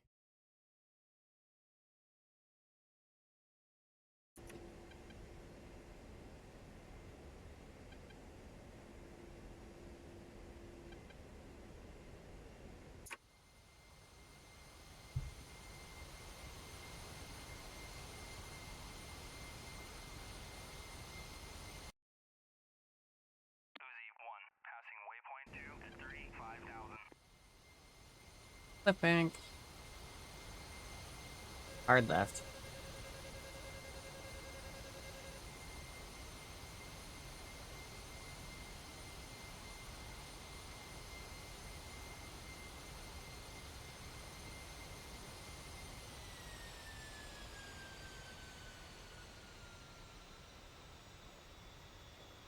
Okay. And oh, I lined up not bad. We do need a little more left though.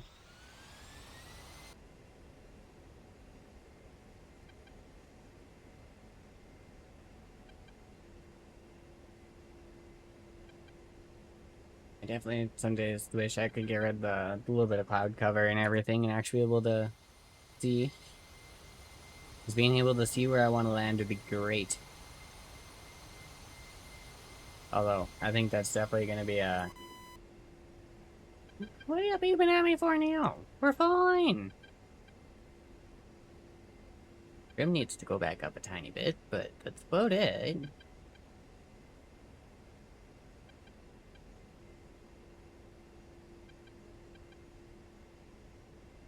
Oh, okay, I don't have the thing in this plane like we did the other one. That's all good. Okay. Oh, we're still... Okay.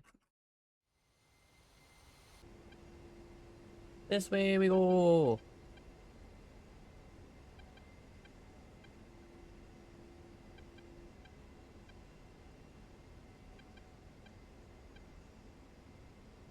Yeah, like I said, I definitely am a new flyer, but it's not that I haven't flown before. It's just usually, depending on what I'm doing, I prefer driving.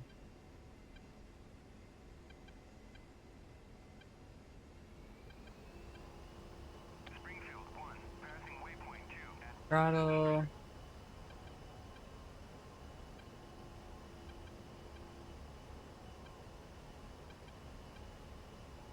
I'm gonna trim down just a tiny bit.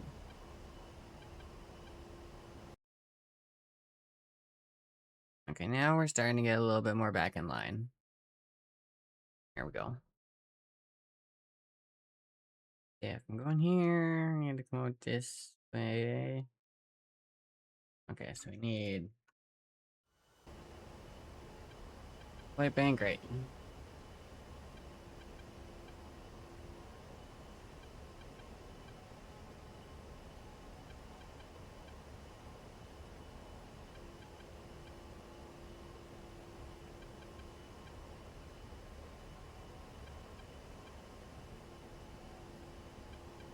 And oh, there we go. I can freaking see it. Oh, oh, oh, oh, oh, oh, oh. Okay, we're gonna roll down a little bit. Lower our trim.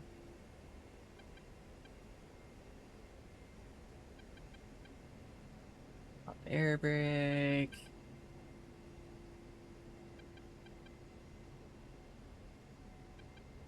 And slowly come down.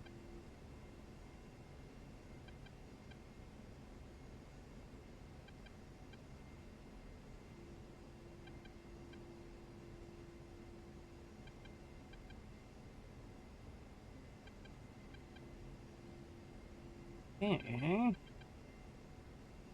That down for a second. We're also going to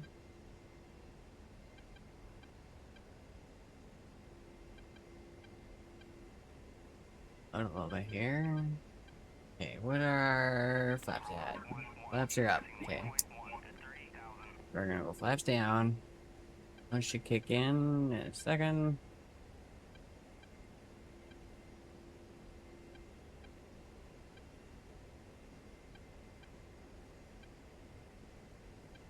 Okay. Trim down.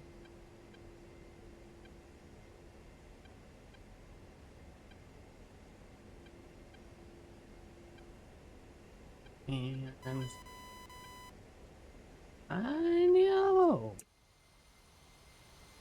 Flaps haven't gone down yet. That's okay. We're gonna drop that.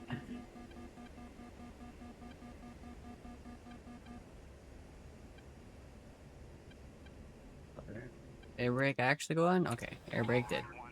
passing waypoint 2 at 30,000. Altitude. Yes, yes, I know. I know. That is the point. Don't worry. We're gonna do a tiny little flare right at the end here.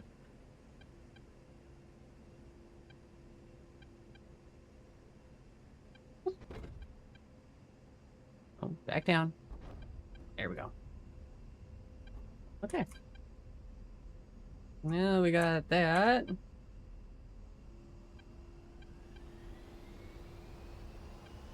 We are going to throttle back up. Back up to speed a little bit here. And whoop, back in the air. Flaps back up. Gear back up. Air brake off.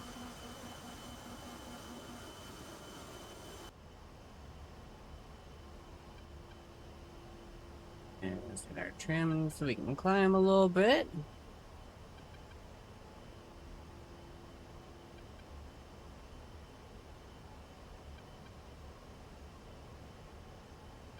Yeah, 7 works. Okay. That's that one. Okay. That's a pretty decent little touch and go, if I say. For being someone who has not very long in a plane ever, that wasn't bad. Now, let's head.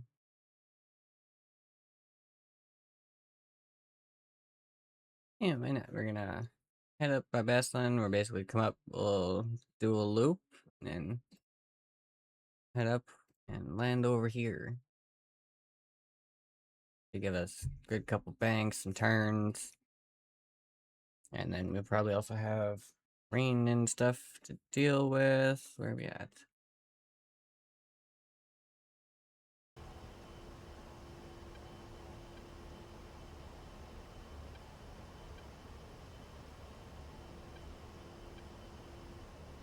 Okay. Go 1 stage down on throttle, save some fuel.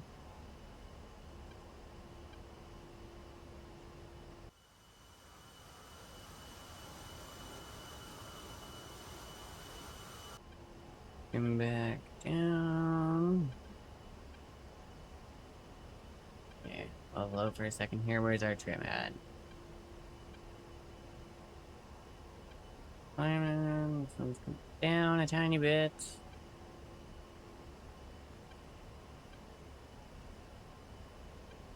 Okay. That should be pretty good.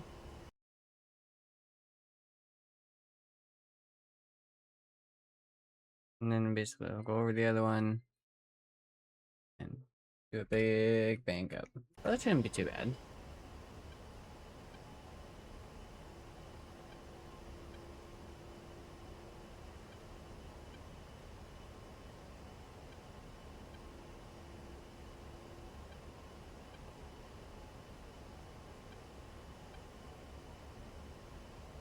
Okay.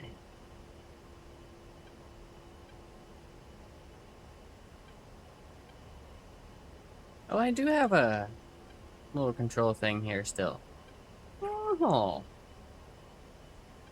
It's just, it's on the right side of the screen instead of the left like the other one. I see.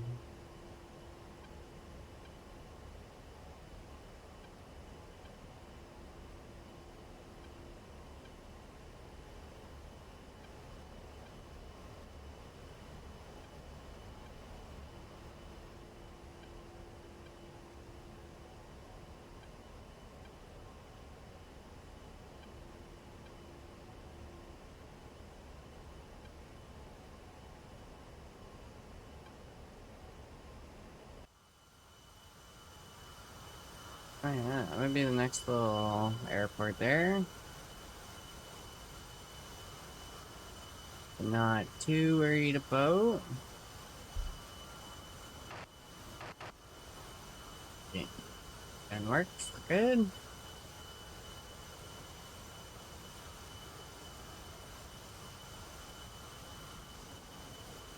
A little bit closer to the ground.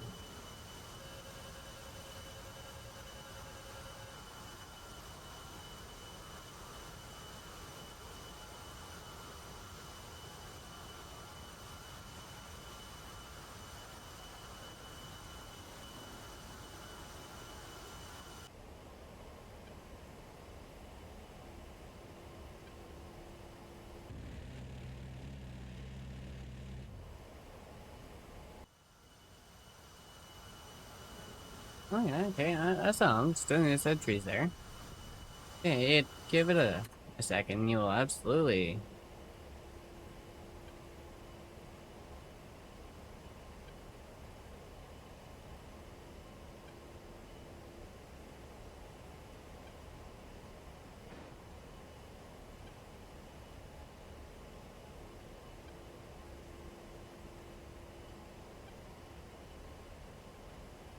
Okay.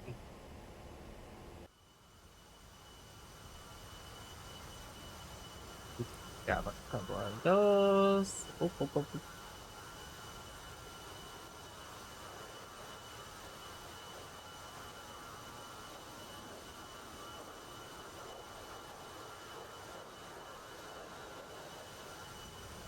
And nice thing is they reload after I use them.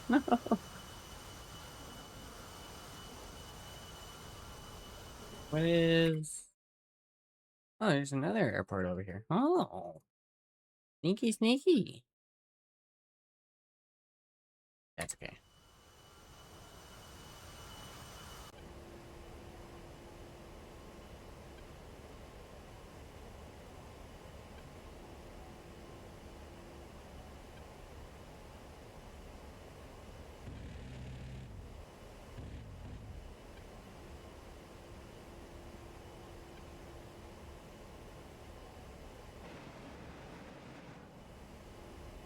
Rockets out? Is it actually gonna?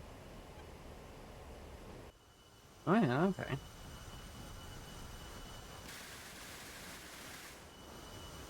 Want to make sure we like actually have all the effects going and everything, and oh yeah, yeah, okay. I see him on the ground there, the little explosions. Okay.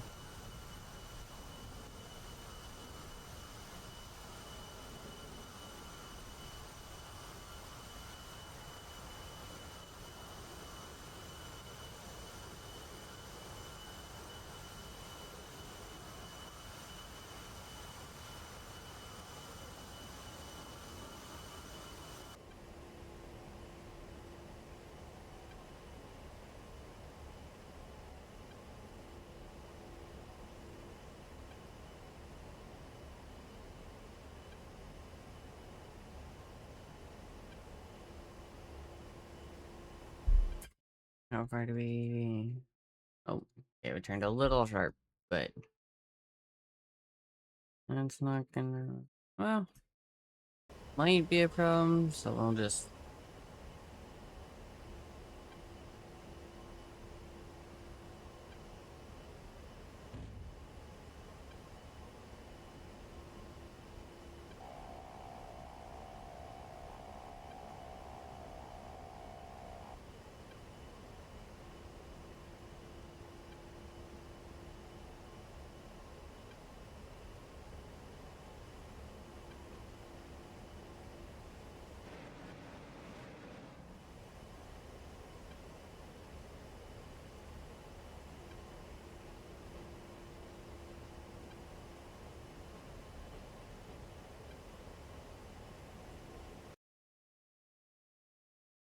Okay, yeah, that's definitely a little bit better.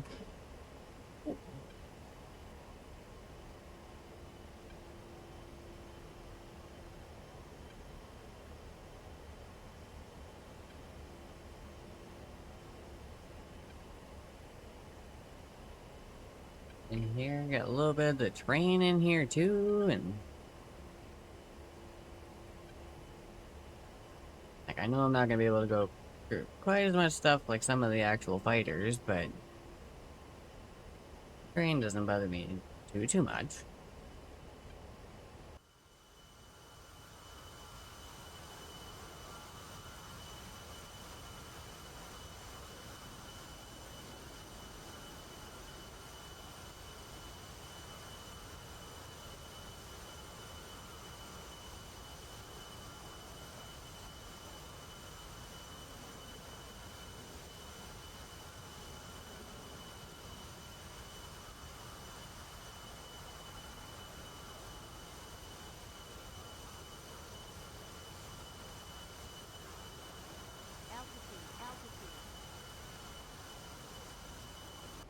What are we at? Oh, we're still like 6,000 feet. We're okay.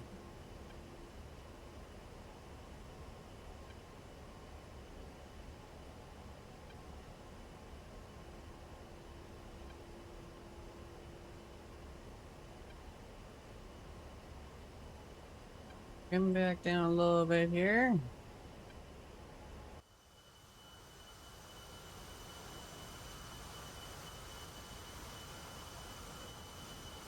Altitude, altitude.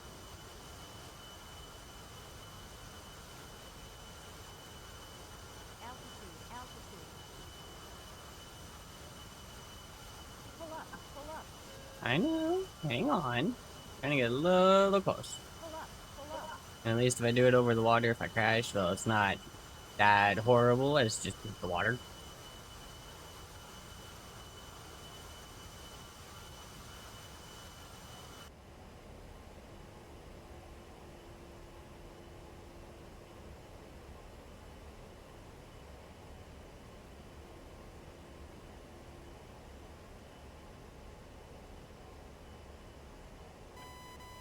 Overlord 1-1, passing waypoint 3 at 30,000.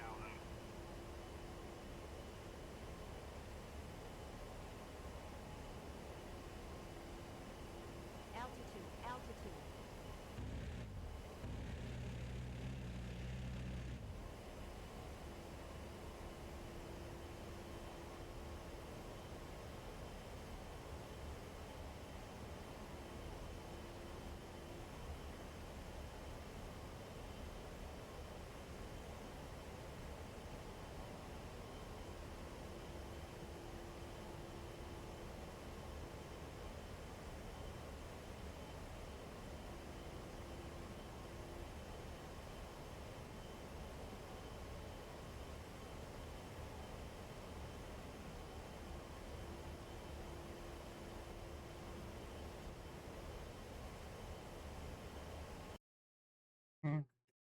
Oh, we're not even. Oh, okay. I definitely thought we were a little bit farther than we were. Guess what is true what they say. This thing wasn't exactly built to go fast. Overlord 1-1, passing waypoint 4 at 30,000.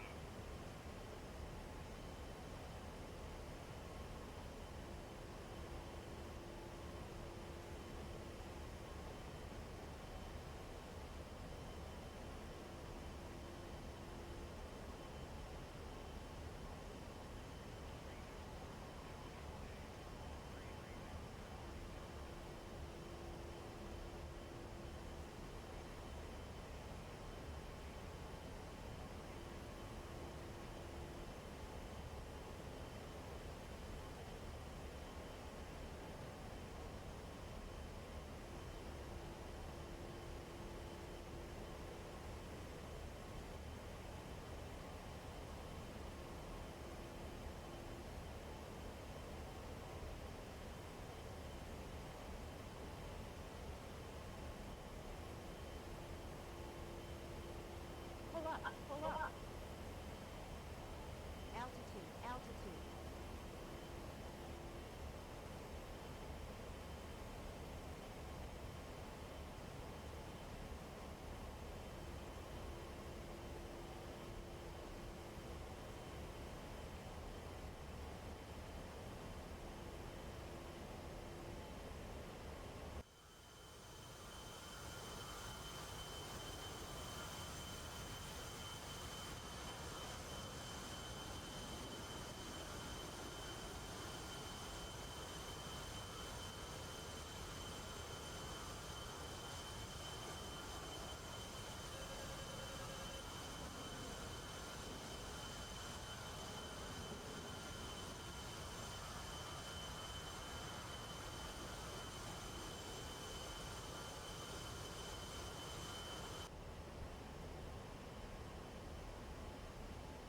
Yeah, no, definitely think I might almost have to get some other people in this too, because holy crap.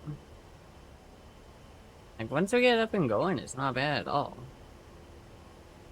And even if someone doesn't have, like, a fight stick or anything, like, it's still definitely possible. Like, you can absolutely play this on keyboard. Or one thing a lot of people do is they'll actually grab a controller and make it a lot easier.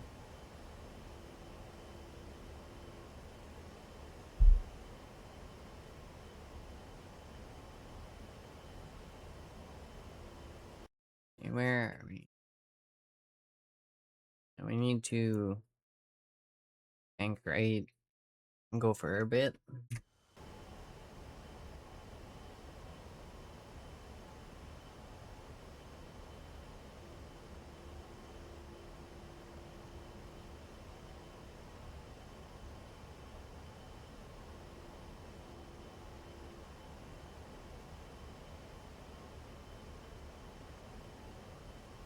And then we can let the stuff loose in here.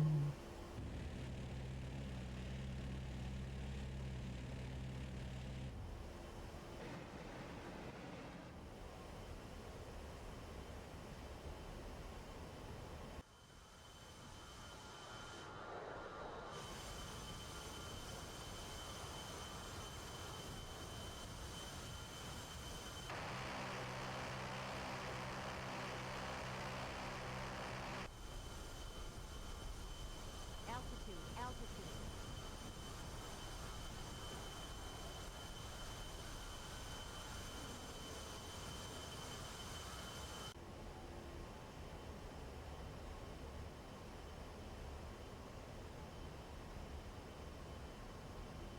Altitude, altitude.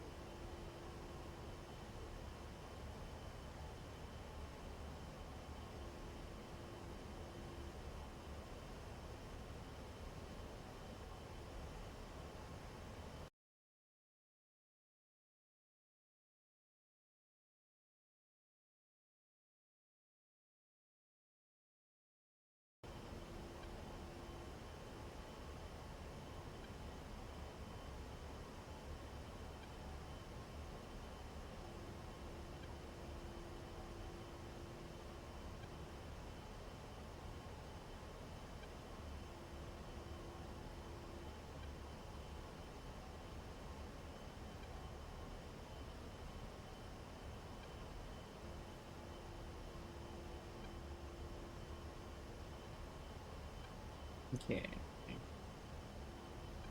Yeah, up a bit, a good bit. Up back. Your navigation.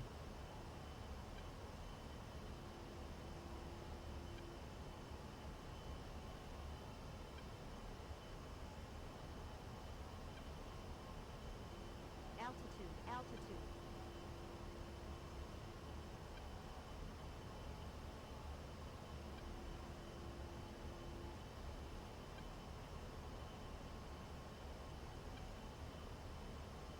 Oh yeah, we're good. We are fine. Alright.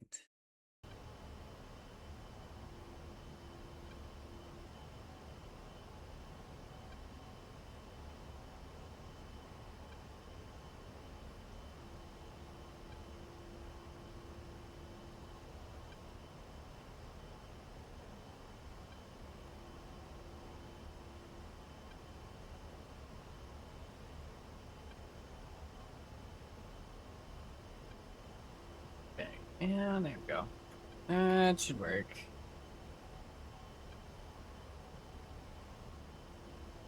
Maybe this still crawling. No, no. Down there.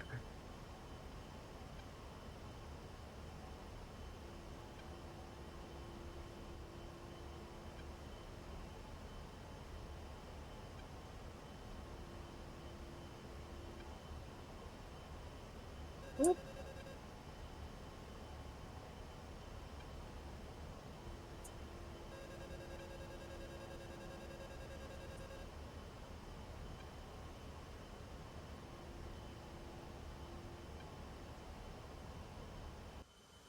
Okay, we're gonna have to down a little bit.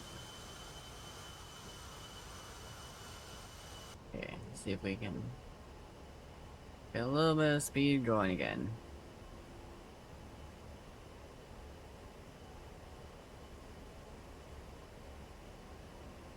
There we go. 200 back up to like 275-ish? What are we at? Yeah, 275.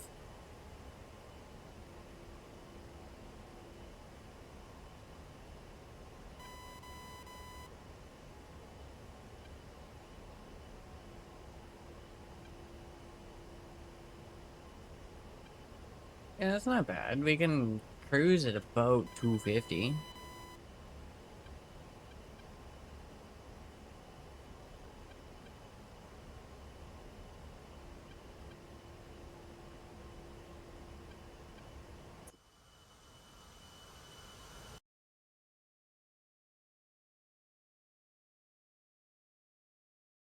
Probably only get up to about here.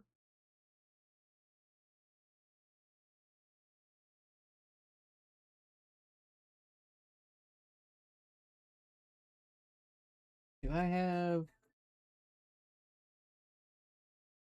it? And in out box. Line that up. Okay, so yeah. So if I'm pretty much. Oh crap, hey, that works. We line ourselves up with this road right here.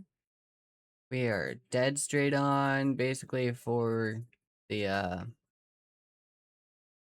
um airport so we can land. That's not bad.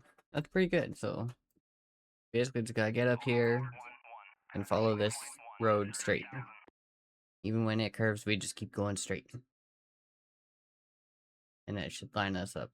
Literally, it's like right up here. So just a tiny little correction and we are straight on. So that's kind of nice. I'm not gonna worry about that. It's just a matter of getting up here. However long that wants to take. Right now we're cruising at about 250 miles an hour. And that's me full throttle.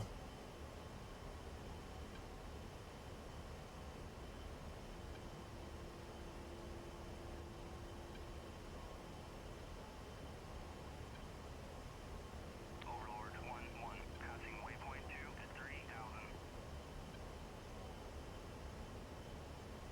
If we a little bit of a pitch down, we can get an extra few miles out. Not to mention we are 12, just about 13,000 feet in the air, so we definitely have a bit to come down before. There is I was watching a video on something, they were talking as about landing and stuff, and it's like, he was explaining it, and it's like, yeah, you need, it's like this many, it's like this altitude for this fast kind of thing, and it's like, okay, slow yourself down, then you can come down. I don't quite remember, I'm gonna have to find that again.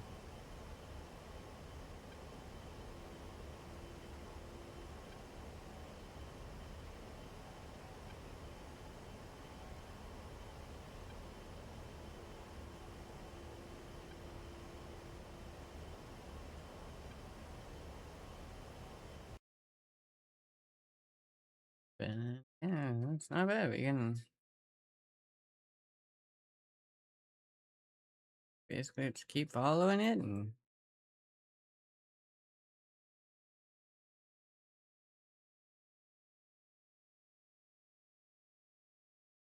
look at it. Why are we? No, no, no.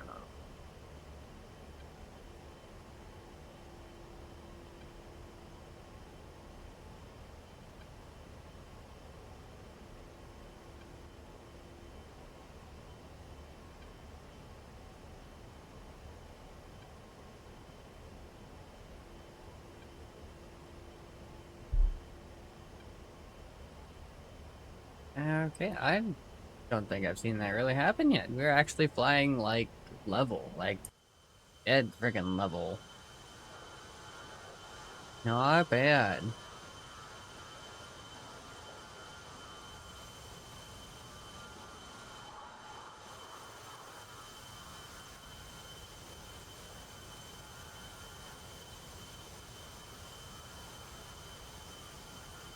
Oh, we were starting to get a little bang to the left.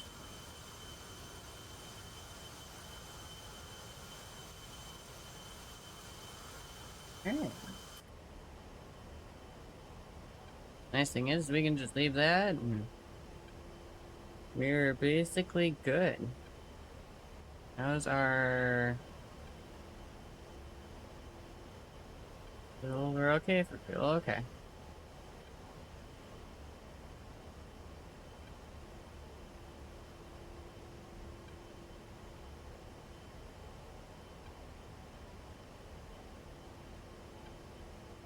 Couple us back out a tiny bit there.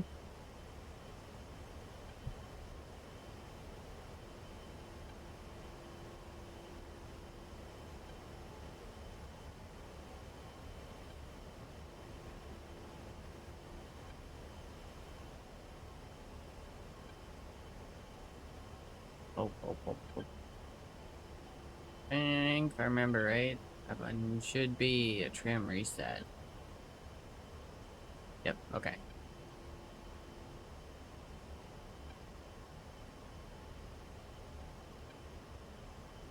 Oh, okay, here we go. Go.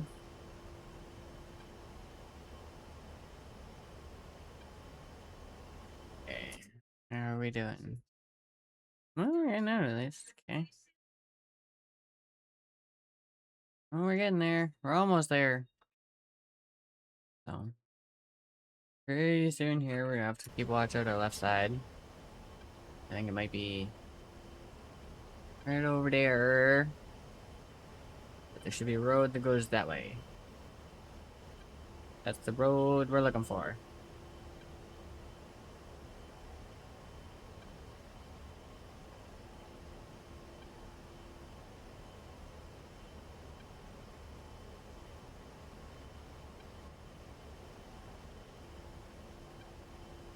Nothing coming behind us. Okay. Nothing popping up on the radar.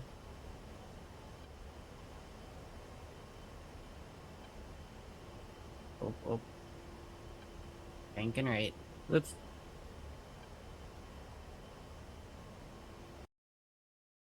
Okay. Oh, okay, so that's Maysky. Maysky? Oh no, there's 9 there, Maysky. I may have butchered that. If I did, I apologize. It's just like playing Euro Truck. I'm not always the best with names. But that could actually work out. Oh crap, yeah, no, those roads are freaking tiny. Okay.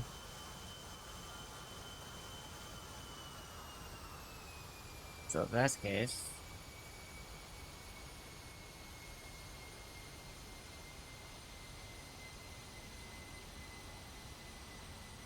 we're gonna throttle down a bit. Yeah, air brakes. Then we're gonna nice little swoop here.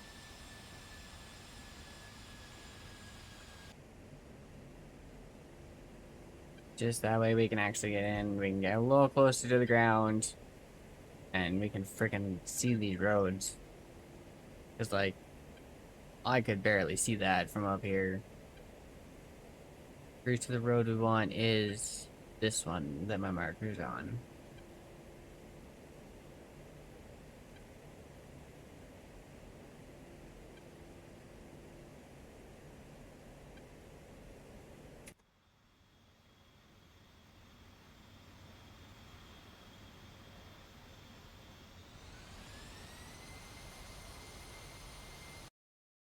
Oh yeah, okay, that's right. Basically, we can follow this up to the next town, hang the left, and go straight. We're good. So there's 2. Yeah, okay, what I actually want. I want the left one. Okay. Which turns into the right one.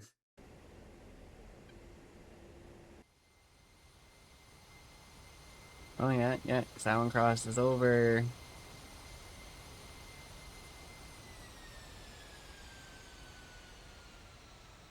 We're gonna keep it nice and easy on the throttle, that way we can just cruise, it's not too loud.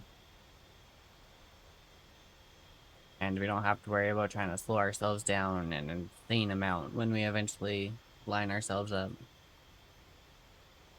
Oh, it's not a road, it's a train track. Oh. Okay. Oh. Okay, we're gonna need a little bit of throttle.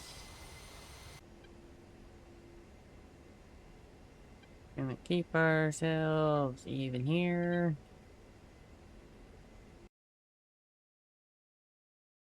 Yeah. Oh, this one. So it's not the road we're following, apparently. We are following tracks.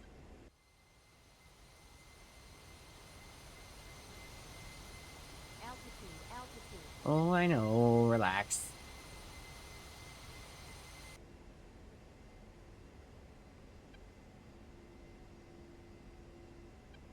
And I'm right. This gray one right here. Whoop, whoop, whoop, whoop, whoop.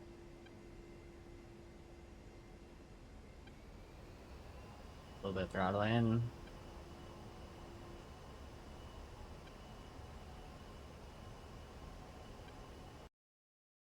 Could be. Oh.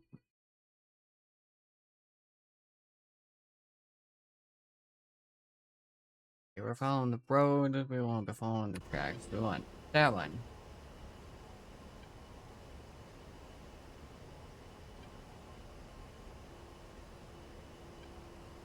Definitely a nice thing that you can get a little bit closer and actually see stuff like this and help where you're going.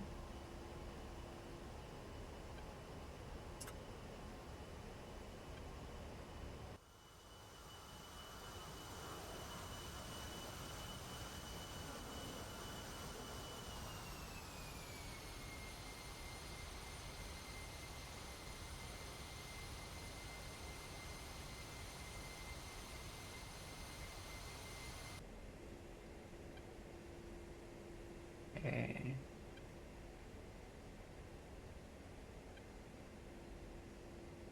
Kind of a little bit better here. So I know this is going to intersect again, and then eventually it's going to curve to the right. And when it curves to the right, we need to just keep going. How are we for? Speed's not bad. Altitude's okay.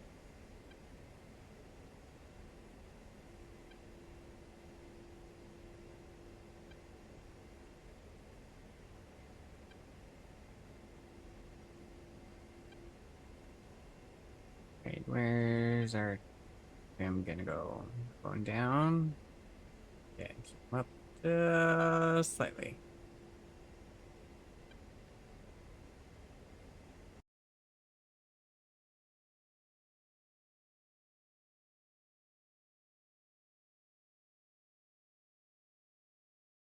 Oh no, okay. Track curves to the left. Road goes to... No, the intersection. Basically, we just need to go this way.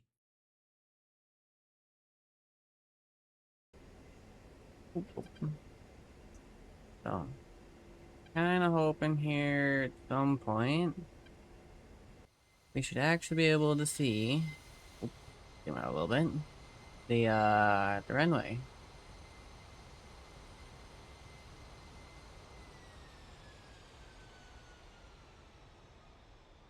Okay, we're gonna just drop it down and coast over. Altitude, altitude. I am not that low. Don't worry. Looks like I'm a bit low, Passing waypoint 3 at 30. but we're still like 1,300 feet in the air. We are okay.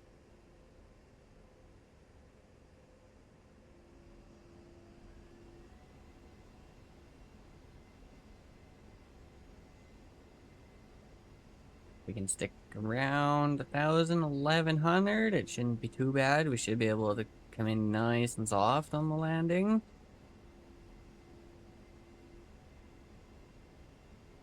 But also because I want to work on not being quite so scared, I guess you could say, to fly near the ground. Right? Not worry about crashing too much, especially being that I'm flying a plane that most people ask for ground support with. So, try and make it so I'm not quite as scared to get down. And well, we're only sitting 1,000 feet up, so we're not doing bad.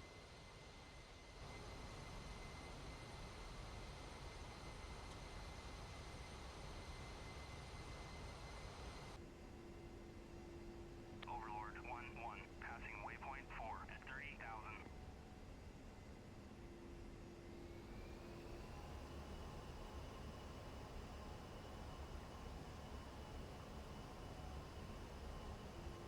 Oh, oh, oh, trim back down, trim down. Come on.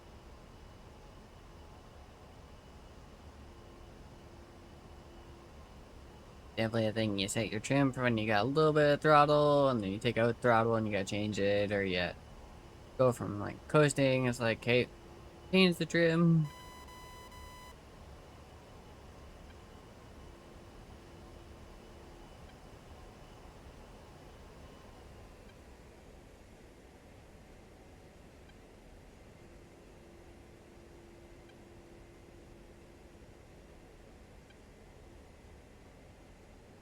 Okay, so yeah, track went to the right. And we're still basically lined up. Okay. So it's literally going to be a matter of just hold the heading here. And before too long, we should actually have a runway pop up.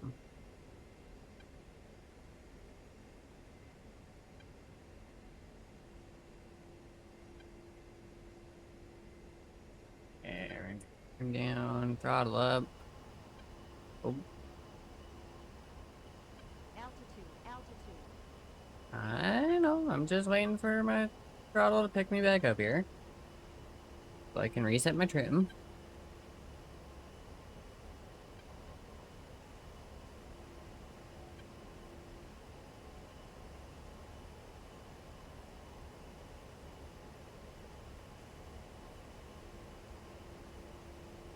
Okay. And looks like we need light bank back to the right, and we should be okay. And we're already banging to the right. Okay. That works.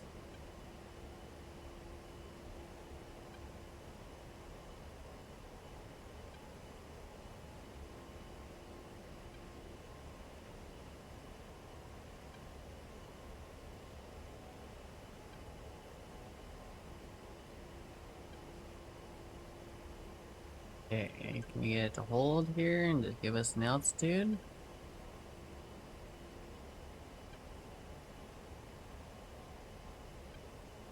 Up a little bit, hold it about... Is it gonna be nice and let us hold around 18?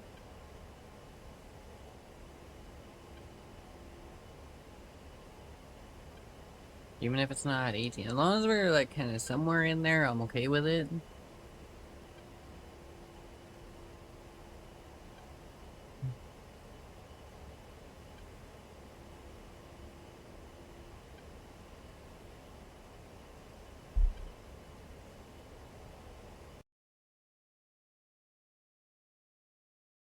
Okay. Banking back to the right spot. I'll level out.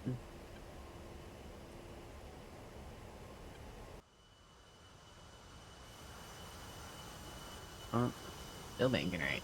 No, no. Bank a little left then.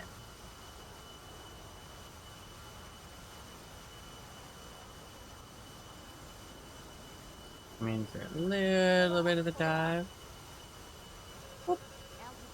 Flare at the bottom. Okay. Pull up. I know. Hang on.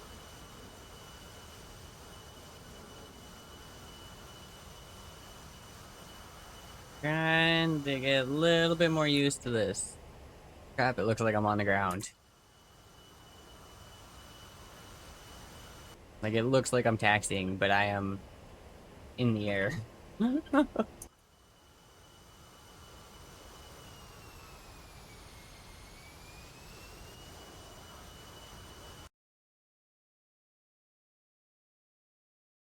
so we got a fly bank. Fly bank.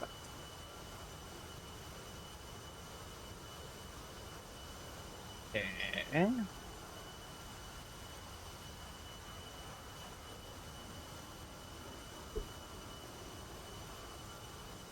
Up a little bit. Where is our... Oh, okay, we still got a little bit more to go. I thought we was closer.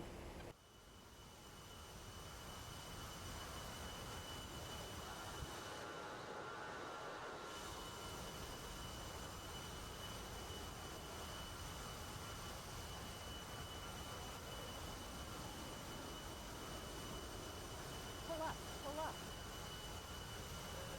Altitude, altitude. Oop, oop, oop.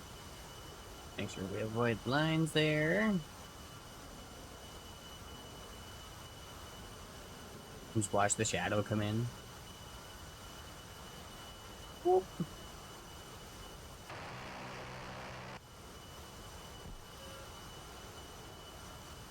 Yeah, that would definitely be a little bit of a terrifying moment. All you see is an A10 come in, get super close, and then just freaking light everything up.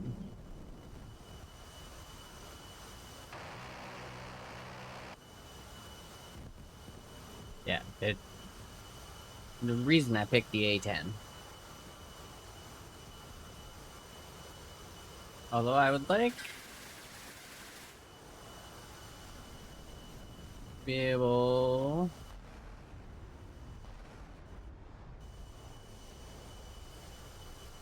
figure out why I can't get the end ones to drop.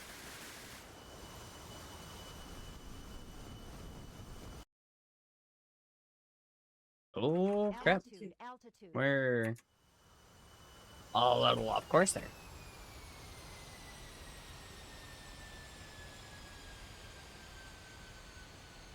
Yeah, we need to be over there. Whoops.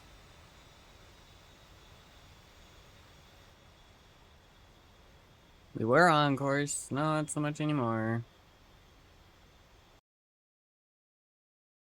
Yeah, okay, so we're gonna have to come out, bank right back in.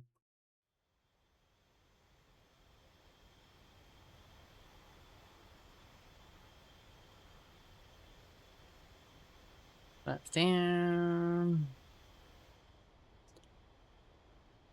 There's our... Oh, we're on the other side. Okay.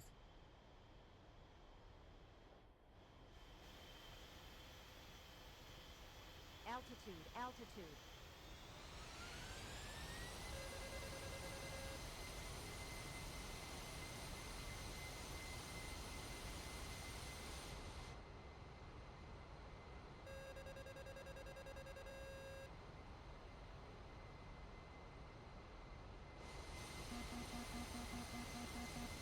Altitude, altitude.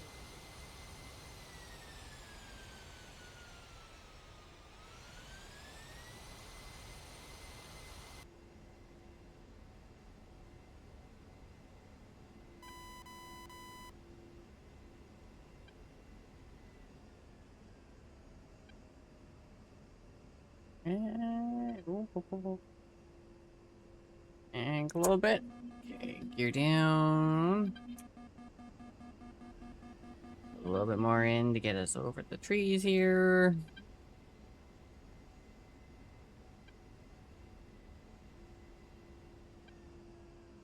Got that. Good. Oh, maybe not. Oh. Oh. Nope. Nope, we didn't. Overlord 1-1, passing waypoint 1 at 30,000.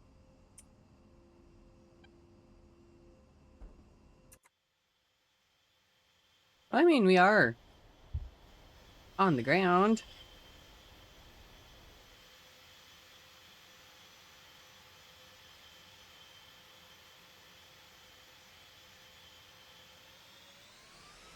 I think we just ended up spinning ourselves out a little bit. Oh. Yep. Oh, no. Okay. We has lost steering. Unless I literally spin the plane.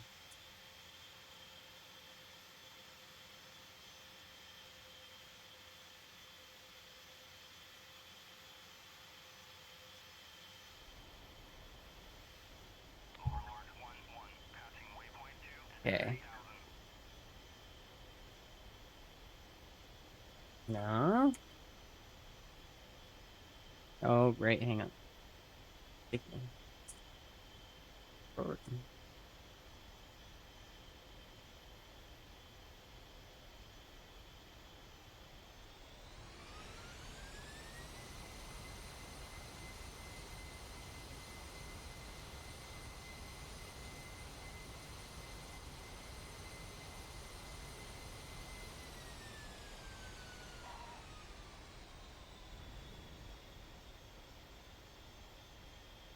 Not where I wanted to go.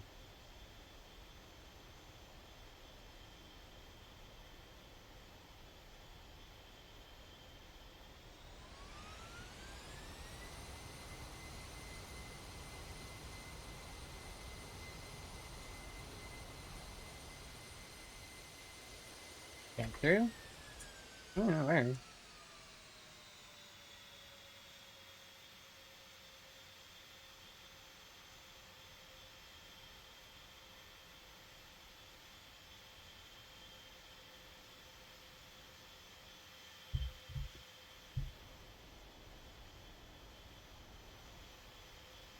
Okay.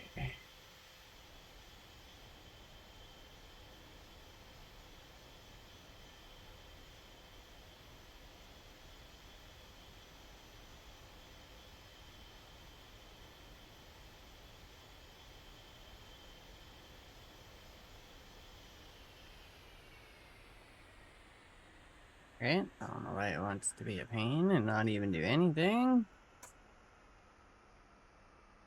Hmm.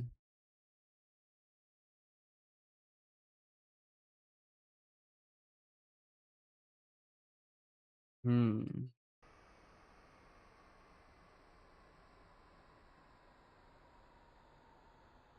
Murder. I don't really want to quit it and then have to load it in again. That took a little bit.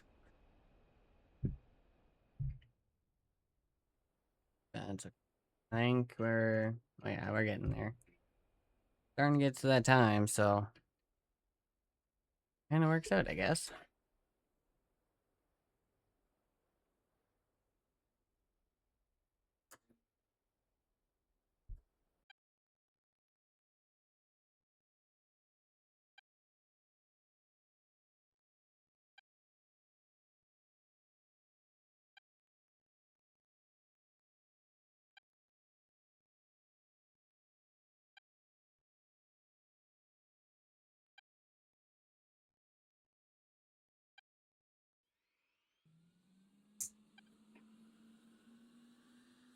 See if she'll fire back up for us. Good fire back up.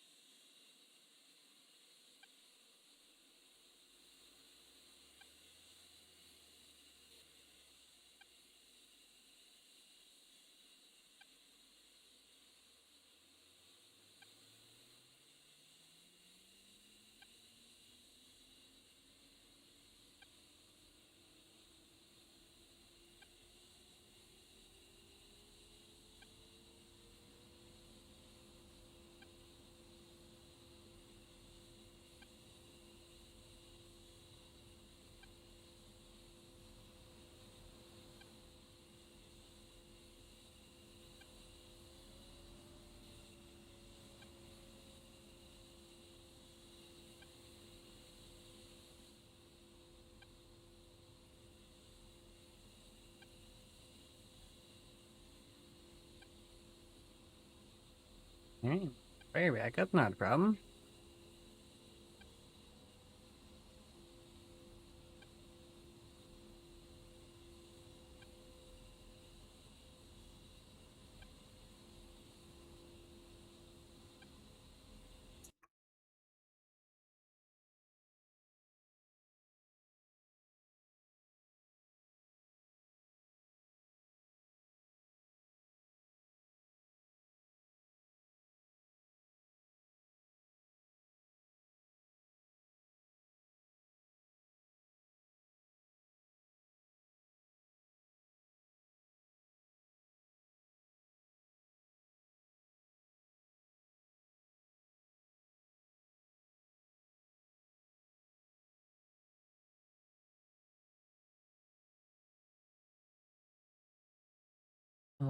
you sneaky? Oh, that's why.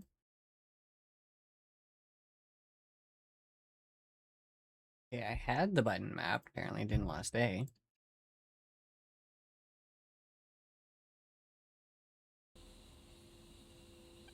So if that's the case.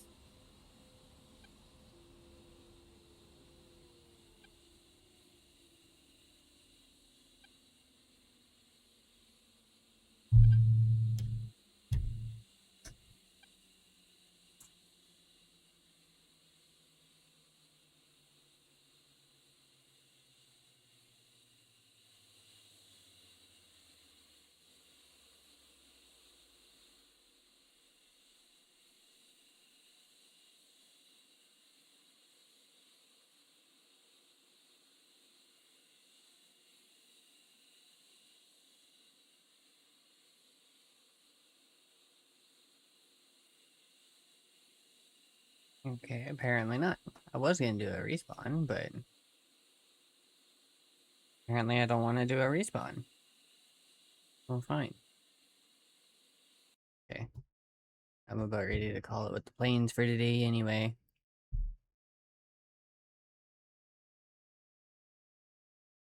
Like, don't get me wrong. Starting to enjoy flying, but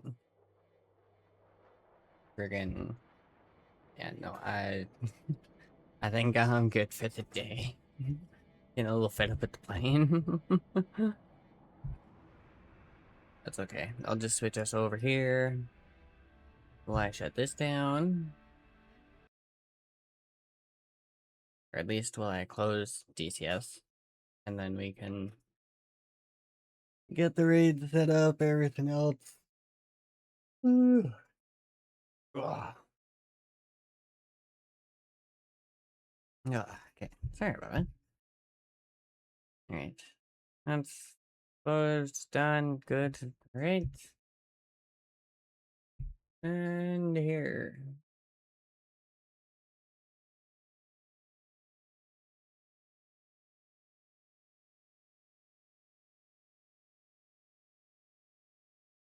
Okay. On.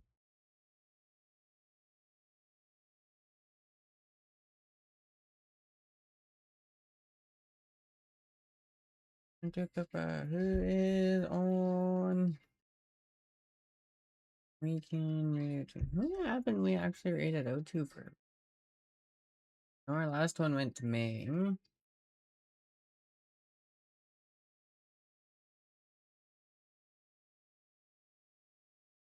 don't think that raid will work. This raid probably will. What time am I doing? That's Project Zomboid going. Alright. I think that works. Let everyone go and hang out there for a bit for the rest of the day and. Yeah. Alright. Get this started here. Alright, that'll be ready here in a second. We can get rid of the YouTube music there. Okay. Alright. That is going. That's good. Perfect.